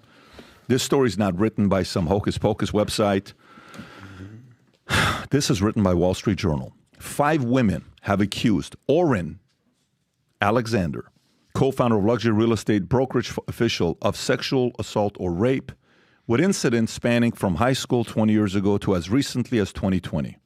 One woman, an aspiring model, described an incident in 2017 where Alexander allegedly ripped her dress off and threw her on the bed, pinning her down and raped her despite her begging him to stop. Oren has taken a leave from his firm, calling the allegations baseless civil accusations and stating he is confident that the truth will be brought to light. 2 lawsuits filed in March accuse Oren and his twin brother, Alon, of sexual assaults dating back to 2010 and 2012. In one case, Rebecca Mandel alleges that after being invited to a non-existent party, Oren and Alon assaulted her, with Alon holding her down while Oren penetrated her. Another woman, Kate Whiteman, alleges she was raped by the twins at Sir Ivan Castles in the Hamptons after being forced into a black SUV and driven to the location. Adam, these guys are from Miami. What do you know about the story? Because I'm going to give my version of it away in a minute, my story. But what do you know about these guys? So, full disclosure, I know these guys. I know their whole family. They grew up in Miami. I'm not friends with them. I don't have their phone numbers. Have I been in the same room as them? Tons of times. This is the biggest story in real estate by far. And this story has sort of been trickling out over the last week or so, right, PBD? First, I saw it in The Real Deal, which is a specific real estate publication. I saw it on Instagram, and then all of a sudden people, oh, hey, bro, like, what's going on? Like, we run in similar circles, started messaging me, oh, shit, this is not good. 3 women, 5 women, oh, man. Then it went to 10 women. Then it went to the latest count, 30 different allegations. And I'm using that word specifically, allegations, because we don't know what is true and what is not true. And if we learned from other friends that we've spoken to, interview people that we've spoken to, we don't ever know what's true and what's not true in these allegations. But then it was in the New York Post. And then as of yesterday, I believe, it was in the New York Times and the Wall Street Journal. And then I was like, this is now officially a massive story. So here's what I could tell you. There's a few different things here. Most of the stories that you're hearing go back to 2010 to 2012, and a lot of them are in New York, specifically in the Hamptons. Why New York and the Hamptons? Even though they're from Miami. They left Miami. They started working in real estate in New York. By the way, in the past 10 years, I think 5 out of the last 10 years, they're the number 1 real estate team in the country. They were part of Douglas Elliman. I think they've sold $7 billion of real estate over the last 10 years, I say. Correct me on these numbers. Real estate, you talk about commissions, we have that conversation. If you take 1%, which is a low commission for $7 billion, that is $70 million in commissions. So imagine if they got 2%, whatever. They've made tens of millions of dollars in commissions, no doubt. New York, specifically New York, Kathy Hochul, the governor, in 2022, she came out with something called the Adult Survivors Act, where basically it has to do with the statute of limitations, because this is 10, 15 plus years ago that they allegedly did some of these stories. So here's what I can tell you for sure. They have marketed themselves as the most high-end luxury, top realtors, high-end in the country. By the way, they have the record for the most expensive home ever sold. They sold it to Ken Griffin, the hedge fund guy we've talked about, in New York, I think for $225 million. Check those numbers. Ken Griffin in New York. This is insane. But then during COVID, there it was, 238. There it was right there. It was the most expensive home ever sold in the United States. 4-floor mega condo. So to talk about these guys are with the who's who and the elite and the billionaires would be entirely accurate. So this isn't some just, random allegation. This is even like a Tate situation that's in Romania. This is the high-end people in New York, the Hamptons, and Aspen. So what's my point? On one end, is this a hit job? Is this a money grab? After a handful of names, okay, maybe 30? How serious is all this? And then it makes me think of, choose your enemies wisely. Who are their enemies? Look, there's a lot of people out there in the real estate world that want to see these guys go down. It's a dog-eat-dog world. It's a competitive world out there. There's a lot of happy, jealous, spiteful, competitive realtors out there that are saying, all right, my turn now. Because one thing for sure, depending on what these allegations turn out to be, who's ever going to work with these guys again? They're now fighting for their lives. Forget about their career. Forget about their reputation, like their lives. Last point. I've never been to the Hamptons. I've actually never spent time in the Hamptons, despite going to New York a ton of times. There's this guy called Sir Ivan. Remember that name. He's known as the Hugh Hefner of the Hamptons. There it is right there. Now, he would throw these wild sex parties and orgies and romps and be very open about it. There's the Hamptons Castle. You've heard about it, Tom? You ever been? No, I've never been, Okay. but I've heard about Sir Ivan's Castle. So He's a member. Apparently, the guys had... Tom, just tell him. Tom, you've been to the castle. Like, Tom, you saw how he got happy? He was like, All whoa, right, I have the So- gold key. It's like this Game of Thrones-esque Playboy mansion in the Hamptons. And allegedly, the boys had their own room here. So when you talk about partying, we talk about sex, drugs, rock and roll, this is what's going down in the Hamptons. So this guy, Ivan, retroactively has now come out and said, the Alexander brothers are no longer invited to the parties. Yeah, no shit, guy. Just cover your own ass. What I'll say is this. Let the facts play out. Let's see what happens here. These are serious allegations. And the number one guys in real estate are really in some hot water here, and we'll see what happens. Go ahead, PBD. This is just the latest chapter of people in power with influence behaving terribly badly, and now it all shows up. That through the 80s and 90s and the aughts, it was drug, sex, and rock and roll, and there was very little consequence. And yeah, Governor Hochul passes this bill that caused some people to run to the microphone with salacious fake stories, claiming suits, looking for money, chasing money, and other people that said, wow, I'm going to come forward here because I was injured. I was injured by all this. Les Moonves, all those people came forward. You look at Harvey Weinstein, he wasn't found innocent. There was they have to retry the case, and there's plenty of evidence there, and he's still guilty in L.A. But this is people of power behaving badly, and now it's coming home to roost. Yeah, I mean, listen, you get one rape allegation, you take it seriously. The state and whoever's around. My audio is super low right now for whatever reason, just lowered in the last 10 minutes. You have to take it seriously if it's one. But at the same time, you can jump to conclusion and then you realize this one person says rape is not what you think it is. It's not physical. It's a fantasy. That sounds weird. And E. Jean Carroll or whatever her name is, right? Yeah. It says something like that. Then you get 2 rape allegations. All right, man, come on, man. Somebody comes and tells me, Vinny, Vinny hit me. one of your exes. Okay, and you've had 10 exes, let's just say. Okay, and I'm like, listen, stop it. Then second ex, and third ex, and fourth ex. If all of a sudden 7 exes tell me you're hitting them, Vinny, you're probably hitting them. Okay, there's some kind of credibility there. If you had 10 businesses you start, if half of them filed bankruptcy, there's a problem there. You got 30 allegations and people coming out.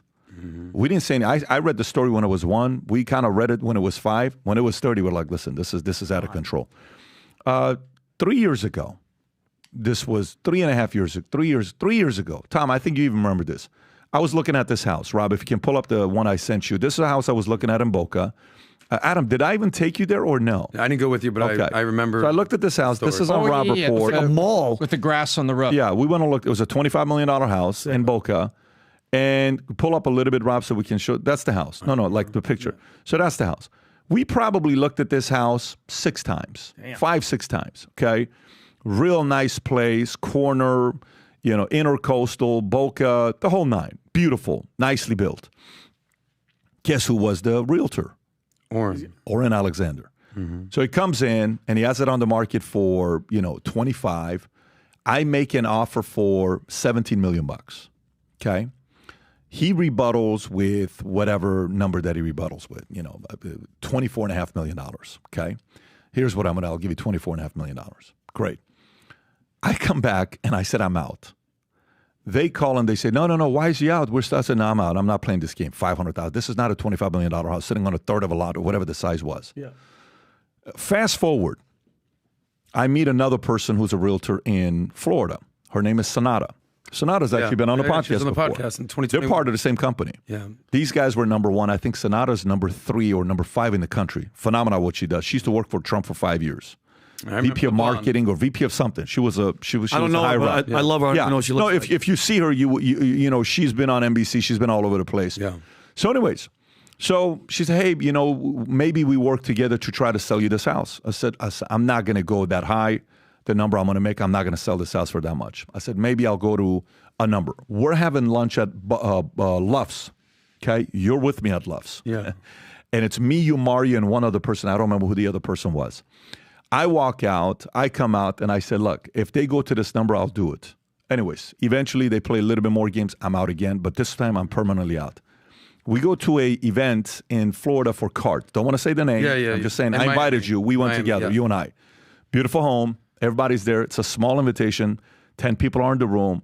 They're selling $5 million comic books, stuff like that. It's not a low-end Baseball type of, cards, jerseys. Like very, very The most high-end. high-end you can get. You can get, yeah. And he shows up. Okay. Now, this is when I realize he's got a little bit of douche stuff in him.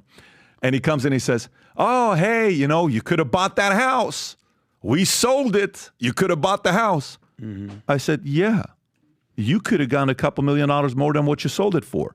But my initial offer is what you sold it for because Real Deal announced you sold it for $17 million. Wow. Mm-hmm. And then he walked away. Oh, weird. So I don't know who this guy is. I've been around the block when you're around different guys that have certain energy that they give that's just annoying.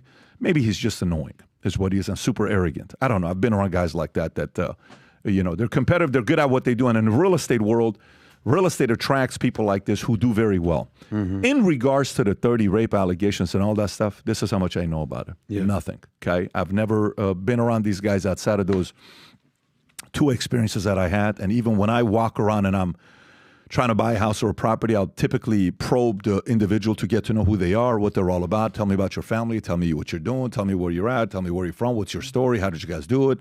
And I'm probing, right, to kind of get to know who they are. That is the only experience I've had with this guy. But the market's going to decide. Lawyers are going to decide what's going on. But 30 is a valid number. Yeah, and I remember all those conversations. I remember the negotiation in Boca. I remember, sending some text messages, kind of being a part of it. I'm actually grateful where you ended up buying the house. I think you're very happy with the decision.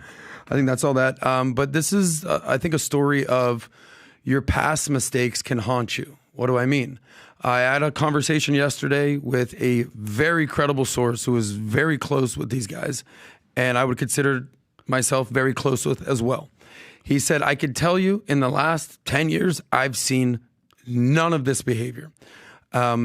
What's the reality? These days, all three. There's three brothers that are involved in this. Two are twins, and two are in real estate. One is actually in security.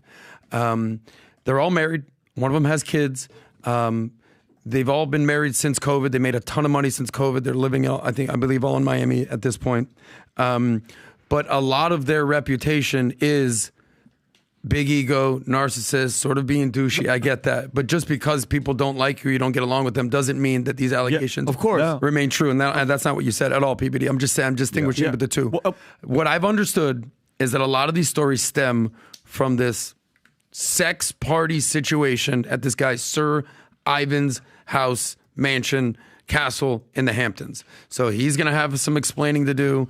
I think they've already subpoenaed him. Well, we don't know what happened, but these allegations are. Well, Pat, I showed you, and Pat already saw this story. Since we're on famous people and rape, the Alki David, the heir to Coca-Cola, Greek billionaire, guess how much he has to pay this Jane Doe? The jury just said $900 million for allegedly harassing and raping a girl over a 3-year period. $900 million. I mean, dude, rape, horrible. He'll pay for it if he doesn't atone to God. But that is the biggest assault verdict in the basically just say $1 billion for raping someone. I don't even think he's worth $1 billion. I know. He's got money. Don't get me wrong. But is that not like? I thought I was reading it wrong. But a $900 million apparently. The Greek billionaire have to pay the woman identified as Jane Doe in a lawsuit a whopping $900 million for allegedly harassing and raping her over a 3-year period. It's so despicable. The facts in this case: he raped my client while on trial in another case. Gary Dordick told the Los Angeles Times. That's all he's worth right there. It's 2 point. What was it, Rob? 2.3. I just saw one that's at 50 million, one that's at 1.9, 1.1. So PBD, when they say he's the heir and hologram, like what is his? When they say he had the Tupac hologram. I believe. Oh, that was him. This is the guy that had the Tupac hologram, if I'm not mistaken. Got you. Well, and he was married to a girl named Jennifer Stanos. Jennifer something. But you're right. He's Hologram USA is the company, and she was a model for several of his companies. I think one last thing I'll add is, there's allegations, then there's court decisions, and there's what turns out to be true. Yeah. Even there's another story in the right here. Matt Gaetz, they're coming after him for sex and drug allegations. And I don't know what happened there, and I'm not insinuating anything that has nothing to do with these stories. But these stories, if you do stupid shit, things can come out. By the way, here's a part though. Yeah. Here's a part that matters. Okay, one night, me and my friends in LA, I had just gone out of the army. I'm 21 years old. We go to this one party, and a lot of the guys that we used to spend time with, a lot of gangsters and people like that were over there, and I'm like, listen, guys. Moving forward, I can't come to these parties. You can't invite me to these types of parties. I'm not coming to these types of parties anymore. And it was me and 3 other guys outside. I can tell you all their names. Yeah, if they see this, they'll remember. One of them is dead. The other 2 are still here with us. Sure. And one of them says, whom I love. I just had a conversation with this guy 3 weeks ago. I was like, Pat, what are you talking about, man? We're just regular guys. We're just hanging out. I'm like, nah, I can't do this. So the point is, sometimes you have to be careful how deep you go into with certain friends that you're hanging out with. If I'm friends with Tom and Tom's friends with another guy who has a rep for doing stuff that's super, super problematic, and I'm hanging out with him and so he's there as well, you just have to be careful. You have to truly pick your friends in a very intentional way, especially as you age. I'm at a page right now that I'm picking friends based on who I want to be around my kids and how they speak and what language they freely use and all this other stuff, let alone when you're in your 20s. You have to pick friends for a complete different reason that you're comfortable with them being around you, because how they could directly or indirectly impact you. Remember what Suge Knight said about Diddy. Mm-hmm. Now, I'll never forget what Suge Knight said about Diddy. He said, Diddy wasn't born wanting to do this stuff to boys. Exactly. Someone taught him. Yep. And who's the name he gave? Clive Davis? Clive Davis. Oh, get out of here. He says Clive taught him. Was it Clive or what was it? Wait, I don't want to mess up the name. What was his name? You can go pull up who he said. What was his name? Right? I think I messed this up once. I don't think you did. I'm going to make sure it's Clive. No, he said Clive Davis. Yeah, you're right. It was Clive Davis. He said Clive Davis. I said the actor once. Yeah, people got really Clive mad. Davis. He says, you're taught. So these guys doing what they're doing, if they did, they were taught. Who did they learn it from? Is it hanging out with that guy? Maybe. And, there are certain things that are cool and all this stuff while you're going through it. Try to get this kind of cool stuff out of your system as quickly as possible because, it can totally destroy your life. Anyways, I want to transition. I want to transition. Next, money can't buy happiness. It's actually the other way around. Happy people are more successful in life, expert says to CNBC. A MoneyZine.com survey found the average salary Americans believe would make them happy is $94,696. But happiness expert Tammy Muller asserts happy people make more money, have better relationships, and are more successful in life, not vice versa. Social scientist Arthur C. Brooks emphasizes that money doesn't... Is this the same Arthur C. Brooks that wrote a book about capitalism? Can you type up Arthur C. Brooks? I think he is the guy that wrote a very good book on capitalism. Maybe it's not the same guy. So Arthur C. Brooks emphasizes that money doesn't buy happiness unless it's used for experiences, gaining extra time, or donating to others. Instead, happiness comes from building strong social connections and finding purposeful engagements. Research including a 2005 survey of 225 papers, indicates that happiness leads to success in areas like income and health. Muller concludes, happiness is the thing that actually causing us to succeed, urging a focus on happiness first, which then leads to success. Yeah, right there. The Road to Freedom is all about capitalism. This guy's a very good author, by the way. Oh, wow. Tom, thoughts on this story? It's absolutely correct because, it says that results follow attitude. You bring into anything you do, whether it's a relationship, whether it's a job, you have an attitude and you have your skills. And when it's a great positive attitude and you've got good skills, guess what? Money will follow. How?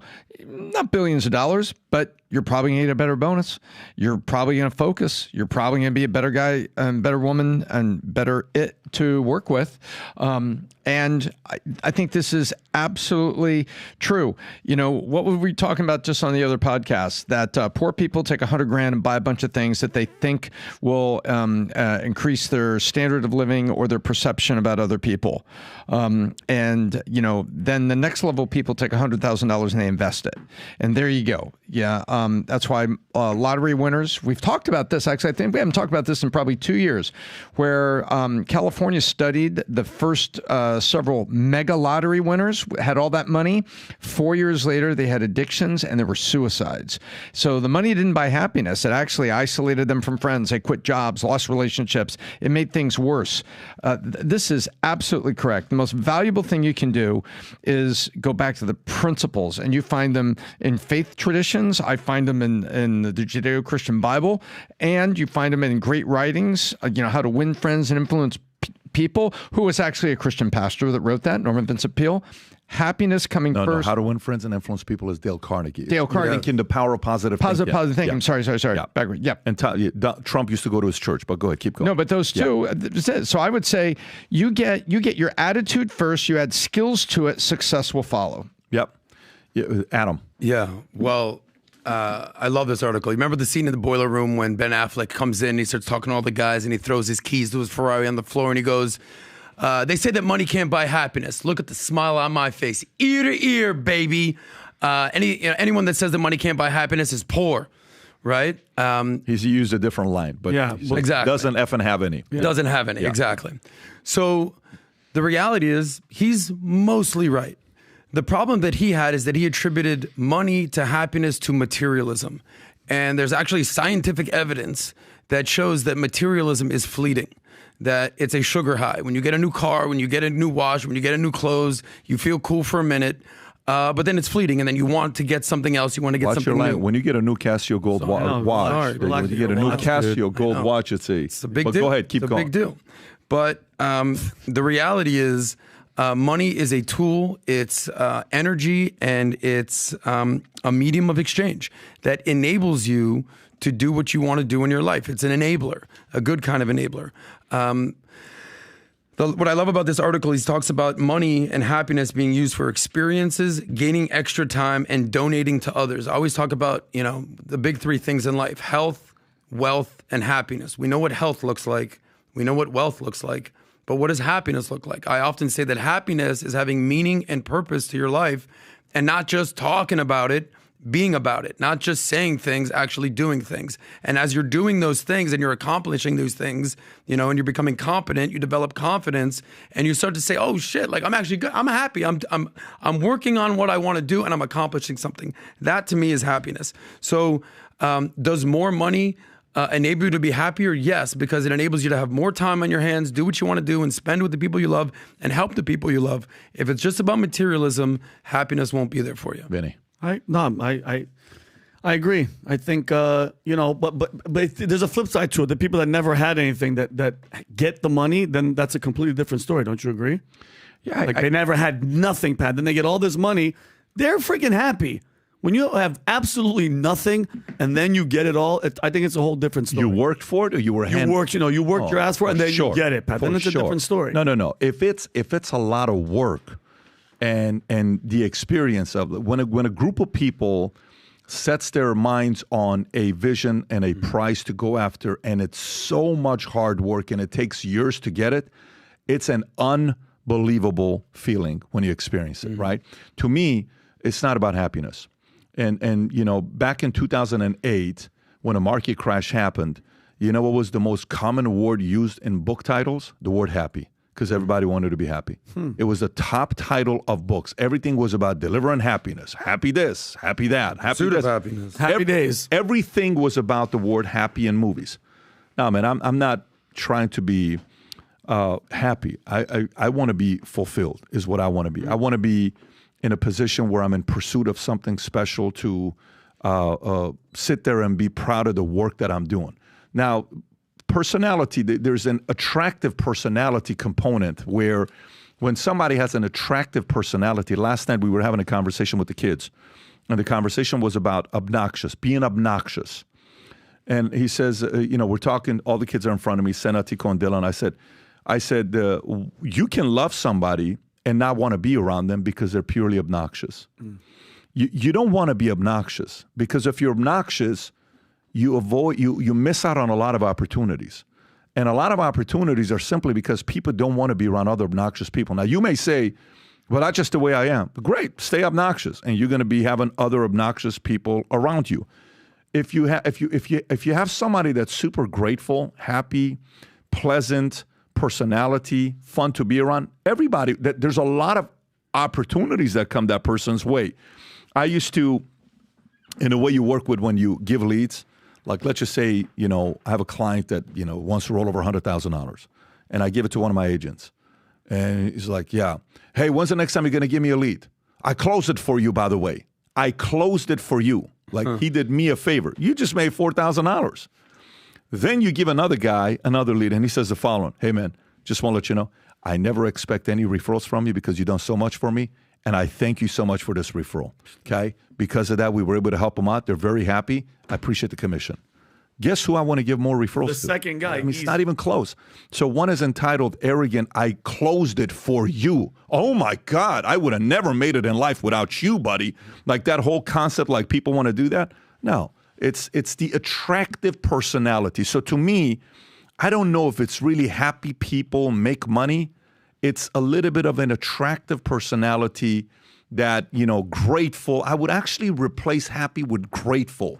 Yeah. I would say grateful people attract opportunities.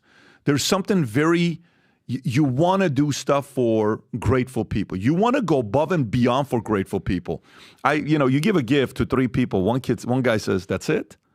By the way, you know how you go to weddings, you give gifts, and nobody says thank you to you. Like, at least say thank you. Yeah. You don't send a thank you card. Yeah. You don't say, hey, thank you for. One of the first things Jennifer does, you know why kids can't open gifts when they get gifts on their birthdays? Watch Jennifer's system.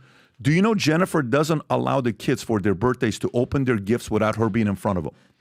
Do you know why? Why? Because she has to write a note what the gift was, to say in the card, thank you so much for the Barbie set that you gave to Senna. Yeah. Yeah. And some people are like, yeah, I mean, I thought I was expecting like a $500 gift. I thought you were going to give like this kind of a gift. No. So I would replace happiness, seek gratitude, not happiness. Grateful people, I think, live more fulfilling lives and are more attractive than just people that are seeking happiness, because happiness could be a high. It's like cocaine. Let me get my next high of happiness. Let me get my next quick, happy.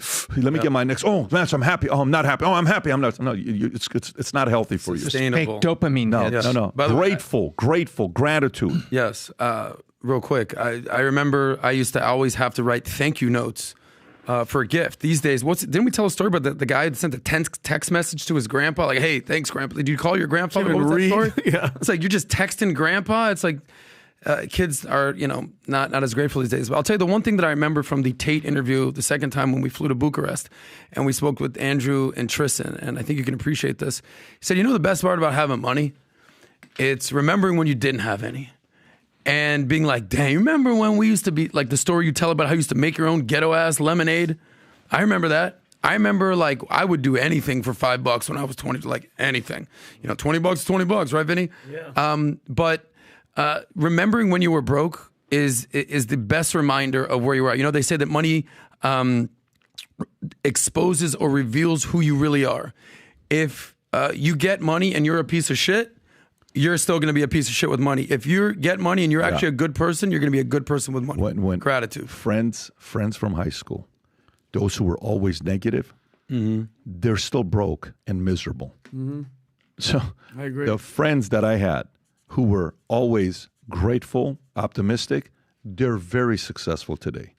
The gratitude is key. Happiness is fake. If you seek happiness, you may be fooled and waste a lot of years of your life. All right, Tom, I'm coming to you with this one here. Pay TV is in so much trouble that even its one bright spot is dimming. So what are they talking about? Let's take a look. Because I got 3 articles back to back to back. Streaming top broadcast cable viewership by double digits in May. Newsmax lost $42 million last year. Can an IPO save the company? What they're going through. There's even one about YouTube, talking about the fact that YouTube is destroying, Netflix. But let's go to this specific story here on what it's talking about. So here we go. Pay TV subscriptions continue to decline rapidly with a record loss of 2.3 million subscribers in the first quarter of 2024, marking a 6.9% drop. Analysts at MoffettNathanson described this period as the worst the pay TV business has ever seen, as younger people avoid signing up and existing customers cut the cord. Digital pay TV services like YouTube TV, Hulu, Live TV, Fubo, Sling, initially thought to offset the decline of conventional providers, are also losing subscribers. They estimated that YouTube TV lost 150,000 subscribers last quarter, its first ever decline, indicating that even newer platforms are struggling. The flexibility of digital TV services, which allow easy addition and cancellation, contributes to subscription churn. This trend has led the TV industry to push for long-term contracts similar to traditional cable TV models to stabilize their subscribers base, as evidenced by the fluctuation linked to seasonal content like the NFL. Tom. Well, guess what? Cable and satellite are not dead, but they are dying ugly deaths. DirecTV lost the NFL, and that used to be the anchor. If you wanted all those NFL games, you got DirecTV, and you get every single one of them. And then the NFL said, but we're going to take these off DirecTV, we're going to take those off DirecTV, we're going to do Sunday Night Football, Thursday Night Football, and so it all gets spread out. So what has happened is cable and satellite, for people over 45 was automatic.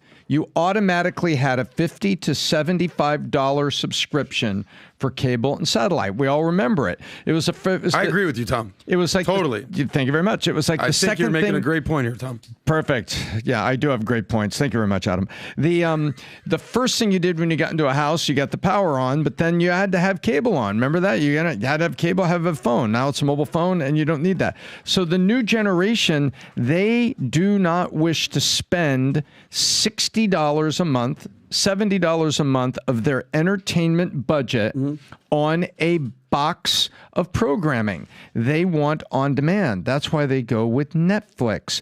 And they are moving some of their watching from cable to scanning TikTok and music subscriptions. So the new generation that's under 50 years old, 45 to 50 is the line I was reading, they consume entertainment so much differently, and that's what's happening here. And now everybody thought This is great. We got Hulu. We got YouTube TV. This is the voice from the industry. Yes. Now we don't need to put out those set-top boxes. Everyone doesn't have to get a set-top box. Yeah. They're just going to pay us $70 through YouTube, and we're going to put ESPN, Discovery, Yes. pump it, the cooking channel, all Tom, those I got a things in there. question for you. And guess what? Now Adam- it's changed. And now, guess what? Hulu and YouTube TV are actually losing subscribers. Losers. As the new generation says, I want Netflix. Here's the big three they go after. They go Netflix. Yes. Ready for this? Go. A music subscription, which is increasingly Spotify or Apple, where they pay $15 or so. And then they want scan on demand. And that's the article I read. It was called Scan on Demand. And guess what they're scanning on demand? What? Shorts on YouTube and Bingo. on TikTok. Those hours that would have been spent, what's my favorite? People would watch 3 or 4 series. People used to watch, the other thing I read, interesting, people used to be into 3 or 4 series on network TV. You would watch Friends, then you would watch ER, right? You were into it. Now people say, hey, did you see Game of Thrones? I'm really into that. Did you see Ted Lasso on Apple? I'm really into that. And they're not into 3 or 4. They're into on demand, and they're spreading it around. And it's a generational cliff, and it's leading to, the alarm bells are now going on in pay TV, and they thought streaming over the top was going to save them, but it's not. Tom, I'm fully with you. I'm not into 304's question. How often, legit, do you just Netflix and chill? You're just chilling, doing your thing. That's a private question. I mean, No, first of all, the guy's what the hell married. is your problem? I You think haven't even- what he's asking is, Kim, forgive Adam. Yeah. How often do you guys watch Netflix? Yes. Is what he's asking. Yeah. The chilling is private. Chilling but is it's just none of like your damn business. Netflix. Well, we have a Stop. Netflix subscription, and we also had Disney Plus. We'll see it's PN Plus. But for us, it's appointment television. We don't sit and vegetate. If we say, hey, let's watch a movie tonight, what are we all going to watch? Or, hey, tonight, Dodgers are on Sunday Night Baseball. Let's sit down and watch it. It's appointment television that's very intentional. We don't just sit down like America did in the 70s and 80s and 90s and just kind of couch potato and scan back and forth. You schedule TV time.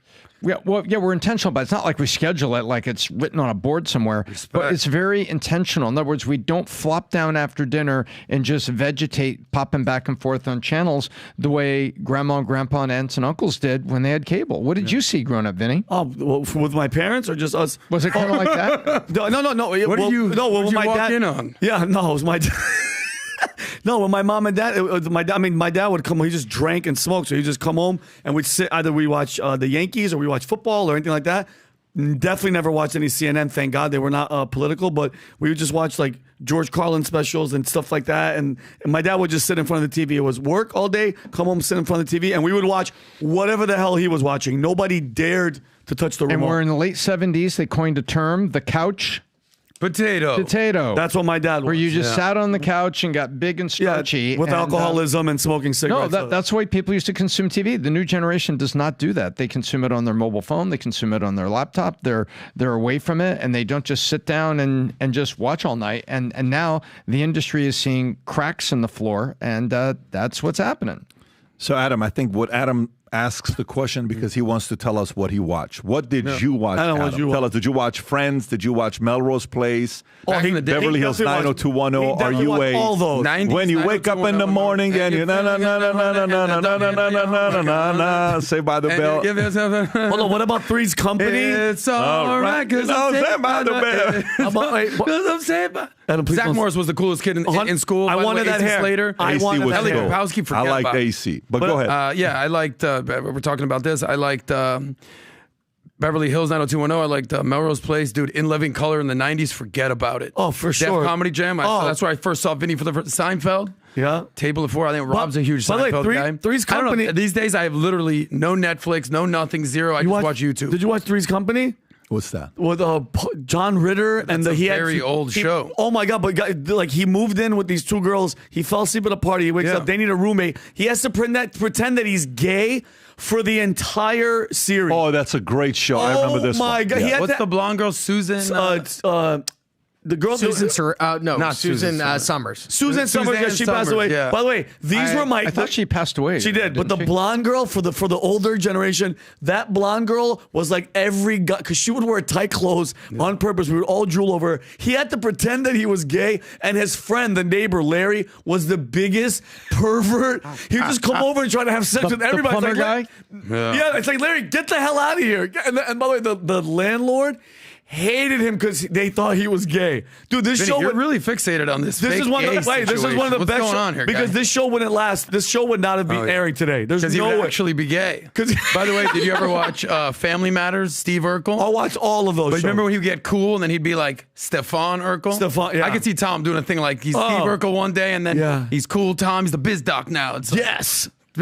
Steve Urkel. All right, let's go to the next story. Just Let's gives go a to the shout next out. story. It's French. Rob, I want you to pull up the Boeing CEO with, I think it's Josh Hawley, if I'm not mistaken. Oh, it's one of my favorite The videos. exchange, how much money did you make? $33 million. You got to see this, folks. So Boeing CEO apologized to families of crash victims at Senate hearing, and it was an interesting one. You have to see this one here. Let me read it, and then we'll watch the clip. So, Boeing CEO David Callahan apologized to the families of the crash victims during Senate testimony, specifically addressing those who lost loved ones in the 2018 Lion Air Flight 610 and 2019 Ethiopian Airlines Flight 302 crashes.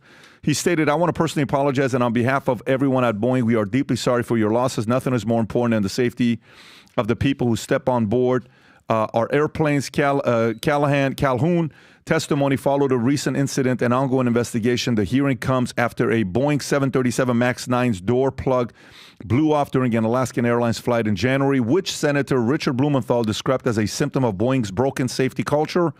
Several whistleblowers have reported retaliation for raising manufacturing and quality concerns, but new allegations presented to the subcommittee. Go ahead, Rob. What is it that you get paid currently? This guy's such a beast. Senator, that's well disclosed in our proxy documents in each of the years that I've been employed. Yeah, but what is it? That's a big number, sir. Well, let me help you out. It's $32.8 million this year. Does that sound right? Yes, it does. That's a 45% increase over last year. Does that sound right? Yes, it does. What is it you get paid to do exactly? What would you say? I get paid to run the Boeing company. Yeah. Yeah. So just help me understand that. I mean, do you get paid for transparency? Is that one of the metrics Question to for ask. your income? I think the board counts on me for transparency. Really? Because you're under investigation for falsifying 787 inspection records. The Boeing's under criminal investigation for the Alaska Airlines flight. You were investigated by DOJ for criminal conspiracy to defraud the FAA. This is all in your tenure. This doesn't sound like a lot of transparency to me. What about safety? Is that a component of your salary? It sure is, Senator. Yeah. You know, have you seen the reports that the subcontractor that you used to make that door piece that fell out of the sky, that when the FAA went and toured the facility, they found one door seal being lubricated with Dawn liquid dish soap and cleaned with a wet cheesecloth. Cheese. And another was being checked with a hotel room key card. Does that sound like safety to you? This guy's such a beast. Who's that girl on the left? Is that Josh First Hawley off, right there? can you wait 1 second? Whoever that girl's on the left, I don't even know what her eyes look like, but beautiful lower half. Anyway, Pep, Vinny, by the way, what's going on with she's you today, beautiful. guy? And then PBD, you know he apologized, right? So he apologizes to the families of people who died in crashes. Lion Air Flight 610 off Indonesia in 2018 and Ethiopian flights 302 near Addis Ababa in 2019. And the manufacturers of the planes, while members of both parties were grilling him. Does he turn around? The one that I sent you, he gets up and This is the one where he turns around and apologizes. Go ahead. And they all have pictures and photos and stuff. Check this out. Before I begin my opening remarks, I would like to speak directly to those who lost loved ones on Lion Air Flight 610 and the Ethiopian Airlines Flight 302. Oh, this is it. He gets up and turns around. Oh, goodness. Well, he has to do it, Rob. I would like to apologize on behalf of all of our Boeing associates spread throughout the world, past and present, for your losses. They're gut-wrenching. And I apologize for the grief that we have caused. And I want you to know we are totally committed in their memory John Barnett to whistleblower work right there. and focus on safety for as long as we're employed by Boeing. So again, I'm sorry. Well, and just FYI, you guys see that? That's the whistleblower, John Barnett. Which one is that? John Barnett is the guy in the left PBD that committed suicide. What shirt is he wearing? No, not the shirt. He's on the photo. Oh, got it. That's his mother and his brother that are mother and brother. So this is what else was said in the testimony. He said that whistleblowers, the ones that are still alive, said that Boeing is cutting every possible corner on quality and safety. They eliminated safety inspections that are with fewer inspectors doing quality inspections. The whistleblowers raised quality issues and concerns. They were reassigned. They were retaliated against, and they were physically threatened. So if they were physically threatening whistleblowers, who's to say that those three? Is it 2 or 3 whistleblowers so far that died, one randomly with some random disease, and the other guy that shot himself in his car after he had to tell the truth? It's kind of weird. If that's a type of company that threatens people publicly, they all these people alleged it, all these whistleblowers, and it was said in Congress, if they threaten physical violence, who's to say, Pat? I know we had the lawyer here. Who's to say that they didn't do what they did to this guy, allegedly? You know what I'm saying? I don't trust them. Tom. There's 2 things here that were very striking to me.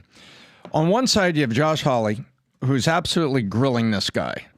By the way, his 17-year-old daughter, there's been 12 guys that have tried to take her out on a date. They never get past the front door. I wonder why that is. Yeah, weird. I'd like to meet my dad, Josh Hawley. Yeah, no, son, can you come in here? I have a few questions. Yeah, no, I'm good. I'm good. And you have 2 sides to Boeing here. The first side is you got the commercial aviation side, which is airplanes that we fly in. The second side is they are one of the 5 large defense contractors, which has rolled up almost 1,000 small defense contractors in the last 20 years. And I believe those 2 numbers are correct. And so on one hand, Josh Hawley is grilling him over the commercial airlines. On the other hand, the United States government is giving Boeing billions and billions and billions of dollars a year for military aircraft, for missiles, for bombs, for all this other stuff. And so it's shocking to me that for the sake of the public stock, because they didn't set out to cut safety. You won't find any emails anywhere in Boeing that says we're cutting safety. They said, hey, we need to make more money. We only need 2 inspectors here, not 4. But wait a minute, we can't complete the safety inspection. No. Just make it 2 inspectors, not 4. They were cutting costs and cutting corners, and in the end, that's what cut safety. So that's what happened here. And so I've always been of the opinion that there's too much of a moral hazard, and there should be certain organizations that are not public on the stock market because of the moral hazard, and this is one of them. And this is one of the things Airbus, and I'm not praising Airbus because it's the center of international bribes, European Airbus, and all the consortium of companies that have actually competed, unfairly against Boeing, which has led Boeing to cut corners and do all this other stuff, which they shouldn't have been doing.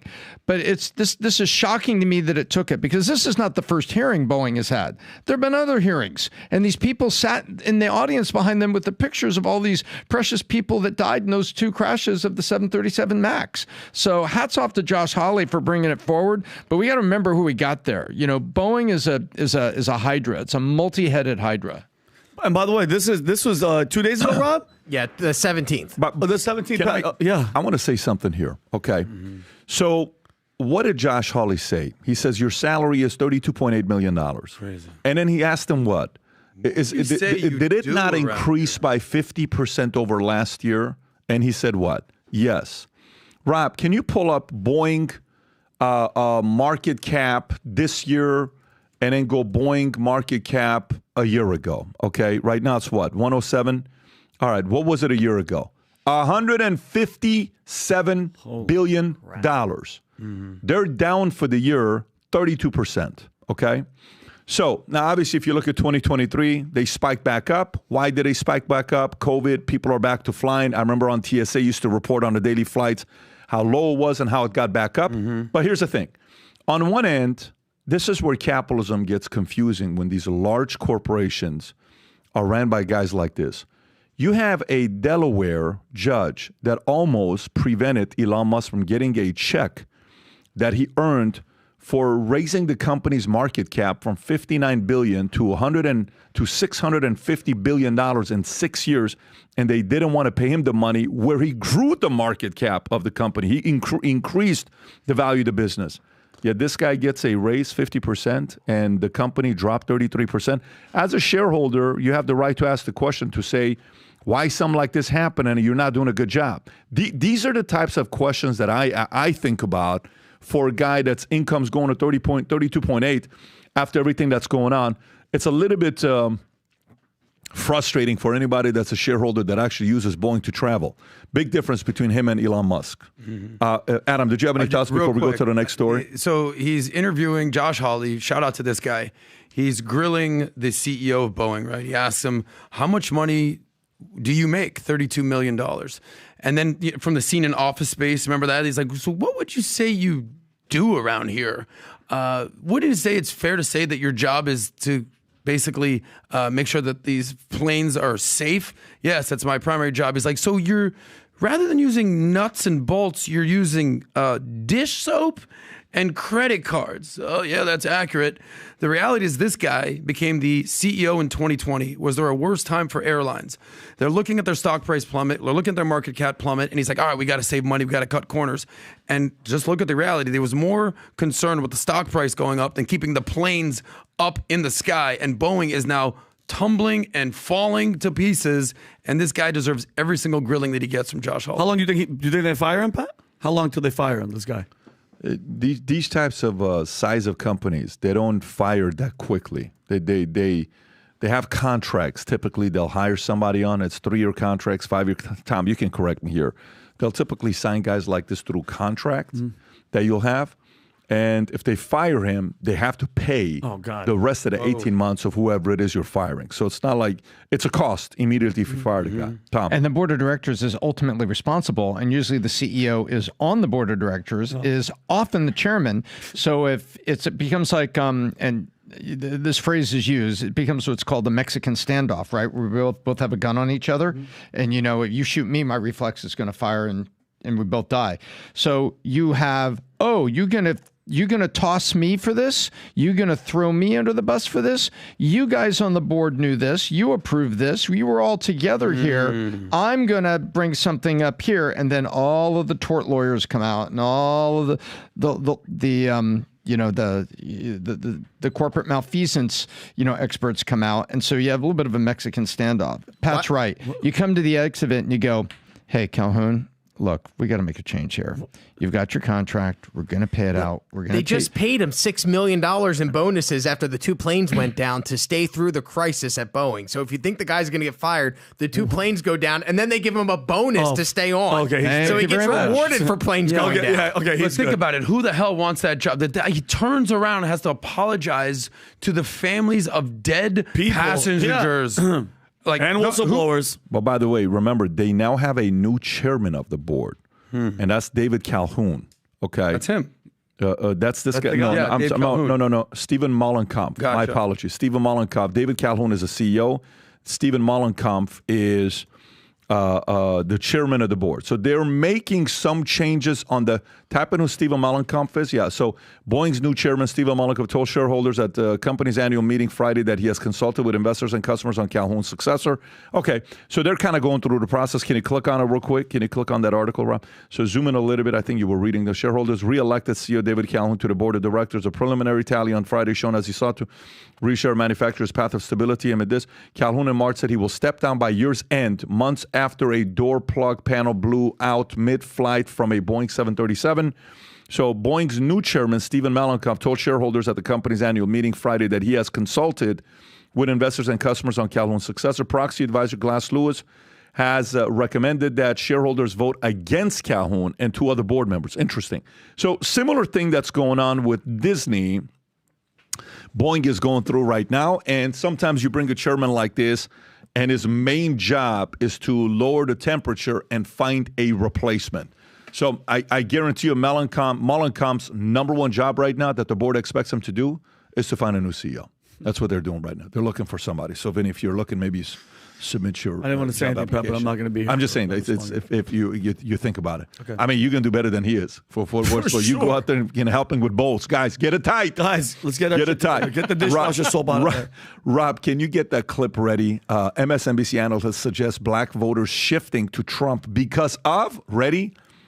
Disinformation. That's an insult. I'll give you my view on how I read that.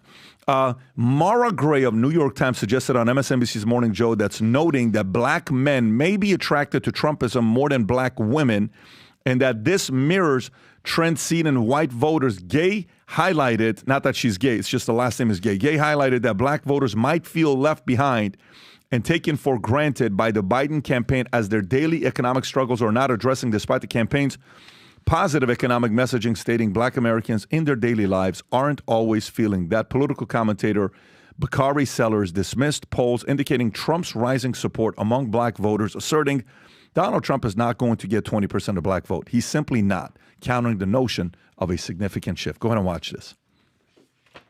I actually think that this is a phenomenon that needs to be better understood. I think that the behavior of black voters, even in just polls right now, is quite interesting. It's something I'm trying to get at in my reporting.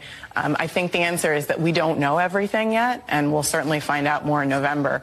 You know, my instinct is, first of all, that people forget. I mean, black voters are just like all voters. They, too, can be susceptible to disinformation campaigns. Black men, especially, because there is a divide, by the way, in this polling in behavior between black men and women and, you know, their interest in Donald Trump. Black men may be attracted to Trumpism more than black women. That would be consistent with white voters as well. So that's another parallel to look at. I do think that this idea that there's going to be a wave of black voters voting for Donald Trump is highly unlikely because black Americans know that Donald Trump is a racist. And so I think that's something they understand implicitly.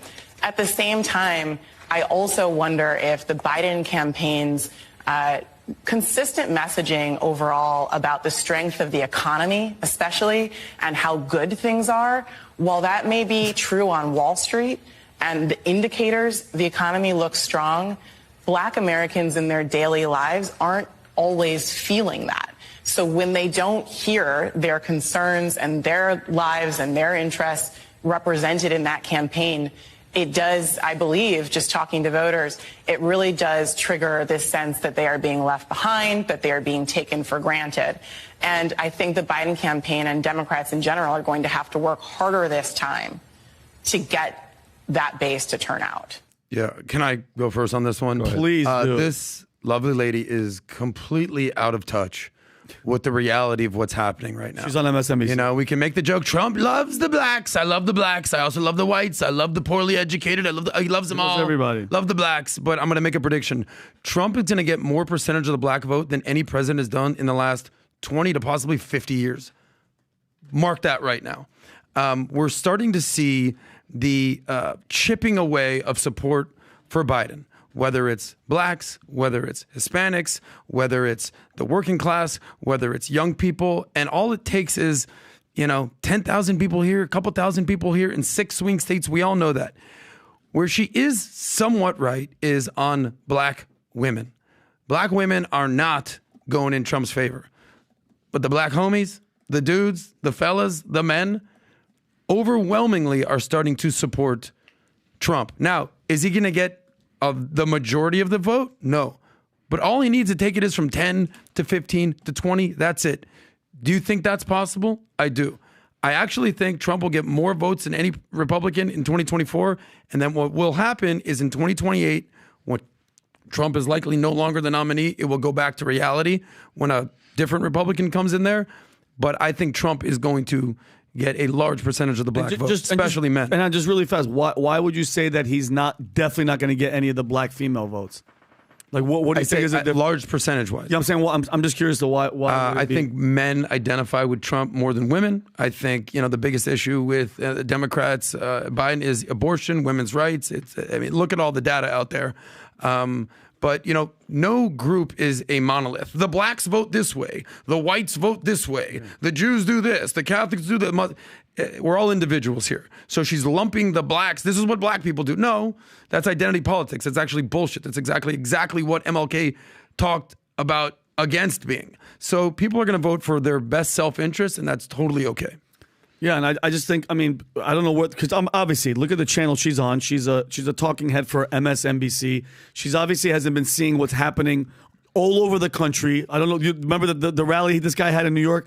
How many minorities were going absolutely berserk for Donald Trump? I mean, bro, if everything from economic policies to opportunities to criminal justice reform to cultural, social issues, everything that's happening, bro, she's completely delusional. And I can believe it because it's the channel that we're on, but they're still playing the Donald Trump is racist, Hitler, all that shit. Yeah. And I think people are just tired of it because the truth has been exposed, bro. We've had 4 years of the actual racist dude because look at Joe Biden's history and look at all the shit that's coming out of his mouth. He's the guy. That's the racist guy, but you're never going to hear any of that shit from him. You know, it's funny is words talk, numbers scream. And the first thing is this chick should change her name to Cleopatra because she is the queen of denial. She is the queen of denial. Yeah. She is up here. She is showing you the more domesticated strain of Trump derangement system. She is living in denial of real stats. Yeah. It's not disinformation. It's disinflation. Yeah. Is the problem. Damn, it's damn inflation is the problem. Because if you look at the numbers, and let's split it up. You know, let's go black women, Trump is up. Black men, Trump is up significantly.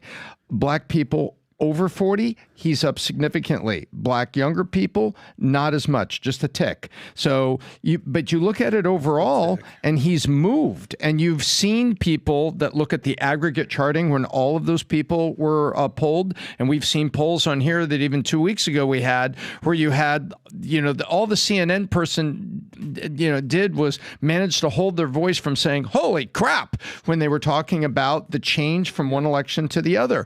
Oh, he was like 6% over here, and now it's like 12% over here. Let me tell you, in a razor-thin election, you can't lose 1% of anything you had last time. This was it here. We won't look through it again, but this lady was on flip out.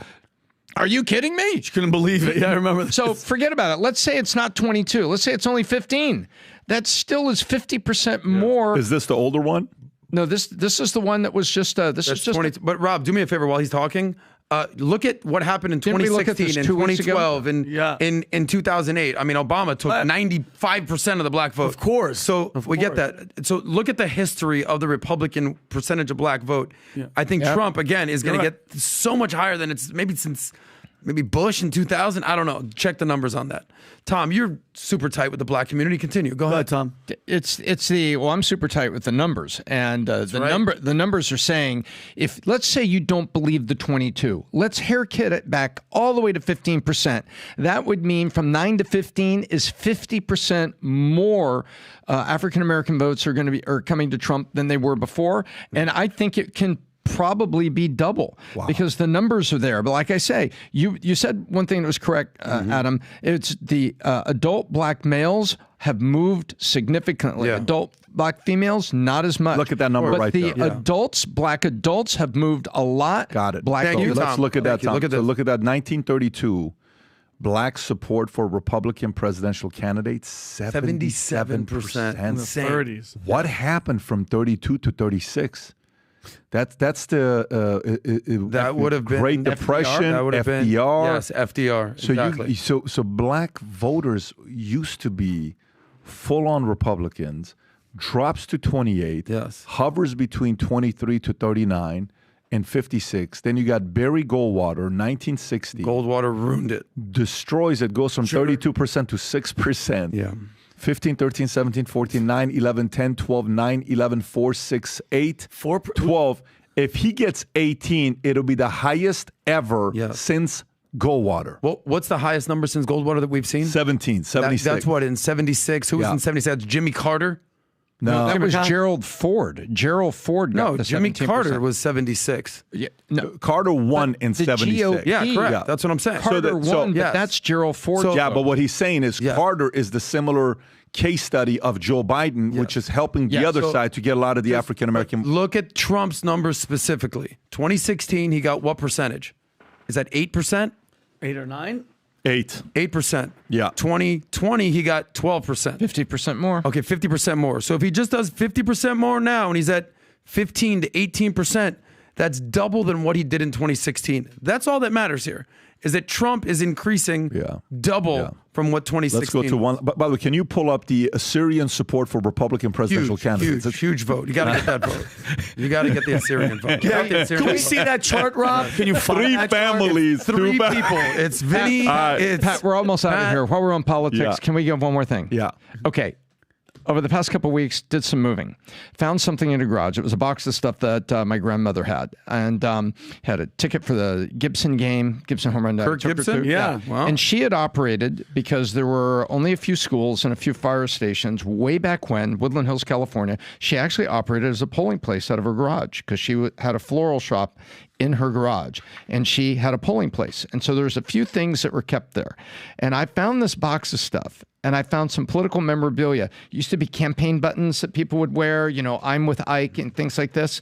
And this is one from 1972, Dick Nixon versus George McGovern. And this is the one. Lick Dick in 1972. And it is, can we have it? Can we have close? Can you give me a close one here? It says Lick Dick in Lick 72. Dick in 1972. Tom, this is what you want associated This with is you from your the face right now? Democrats. This is the Democrats are Democrats. disgusting. Because they called him Dick Unbelievable. Nixon. And back in Perverts. 72, well, they're really going to lick him used to be a phrase for your team's going to win. And it was not negative. But now I'm disgusted. you look back, I am disgusted. With the Tom, Democrat hold that Party. closer to your face so they put can over see here. it No, on the no, no, screen. just Yep. hold it up I'm here. disgusted Tom. with the But Democrats. it's kind of crazy. So, you know what? Politics has always been I crazy. never thought the phrase lick dick would have been used by you on this Especially podcast. His grandmother had this. His Nana. Your Listen, Nana. God rest her I soul. don't It's understand. This is 50 years old. That's Tom, Tom, I don't that's want to hear what you were doing disgusting. 50 years ago, Tom. well, at least you did it at the end where parents. This is the earmuffs. Last 30 minutes earmuffs. called the earmuffs segment. Anyways, let's go to the Unbelievable. last part before we wrap up. If you are a waiter or a waitress or in the restaurant business, this has been a bad podcast for you. Okay, Kevin O'Leary, we blame you. You started it, and then we went into it. We talked about a bunch of different things with restaurants. However, here's some encouraging news for you. There's this man who used to live in New York. Now he lives in Florida, who is running to be the president in 2024, who wants you to pay no taxes on your tips as a waiter or a waitress. And it's very important for you to pay attention to this. Go ahead, Rob. Play this clip. No tax on tips, okay? It's done. Done. And we need to spread the word so that every time you leave a tip for the next 5 months, you put on the receipt, vote for Trump because there's no tax on tips. I love him. Look at him. Yeah, that's what's up. Hey, look at you. See that? Look at that. That was done. See the screen? That was done by somebody. They voted. This is a person paying. And they said, vote for Trump. There'll be no tax on tips. That's a person that was a tipster as opposed to a tippee. Listen, I want him to win so bad. I miss him so much. Hey, you have Joe Biden just passing out. Well, let me ask you a question. Rob, can you do me a favor? Pull up the following number. Total numbers of waiters and waitresses in America. Total number of waiters and waitresses in America. Okay? Total number of waiters and waitresses in America. What is the number? I'm actually curious. Wow. Okay, so 1.965 million voters, not voters, 2 million really people. voters, waiters and waitresses. Now, 70% women. Here's a question for you of the waiters and waitresses. The question I got for you is, what percentage of waiters and waitresses you think vote Democrat? Oh, man. 80%? I think it's probably 80%. Why would you say that? I would say 70, 80%. Well, it's 70% women. Women overwhelmingly vote more okay. Democrat. Yeah, and men- 80%. Maybe. What do you think? 70. I'd say 70%. Okay. I don't know. I don't know what the waiter vote guys, really is. There's not a big difference between 70 and 80%. Let's say 70% to just make you Democrats happy here, okay? So 70%. All right. If it's 70%, how many people really vote because of what their parents vote for or what their peers vote for? Mm-hmm. They don't really give a shit about politics. They're like, man, I think this party's going to be better for me. Who are going to be sitting there saying, bro, how much money you make this month on tips? $4,000. What did you pay tips on it? But what is taxes on tips right now, Rob? Well, is there a specific tax on tips or you just pay whatever your ordinary income is? What is taxes on tips right now? I think there's a. Hey, this is a good question. I think If there is your an tip implied each month or $20 or more, they're taxable income. They're also subject to Social Security and Medicare tax withholding. If you receive $20 or more in cash tips, report that income to your employer. Your employer will report your tips to W-2 on box 7. Okay, so go a little lower to see if there's any. How much of your tips are taxed? Click on that one right there where it says how much of your tips are taxed. All cash and non-cash tips are received by an employee and are subject to federal. Okay, so it's ordinary income, let's say, give or take. Yep, and the cash is down. I read about this. Tips mostly are on credit cards, so it's 100% trackable if it's all on credit cards. Got it. And it ends up on I see what you're saying. I think that makes sense. I would say even 20% is cash. The rest is probably on card. Okay. Out of that 1.965 million, what percentage of the 70% you think flips? Where does 70 go to? What does 70 go to? Does it have that big of an edge? Does it? If they're hearing that message, because nobody's like CNN's not playing that, MSNBC. Of course, they're definitely not playing. What that. do you think it goes to? This is a part of America suffering in the affordability crisis. I think the 70 goes to at least 50. Okay, maybe more. So let's just say it's 50. Okay, go up a little bit. 50, 20% on 2 million. It's what? 400,000. Let's say only 70% of them vote. 280,000 votes. It's really around 280,000 votes. That's 280,000 votes that you didn't have before. Yeah. But it's such an interesting angle to take. By the way, if you're somebody that knows somebody who's a waiter or waitress, send this clip to them. Maybe they don't know. Share it with them. Say, it's very open, easy text with this clip. All you have to say is, did you hear about this? Question mark. Thoughts? Question mark. Did you know about this? Question mark. What do you think about this? Question mark. Will this change to influence the way you vote? Question mark. Send it in a text and just see how people react to it.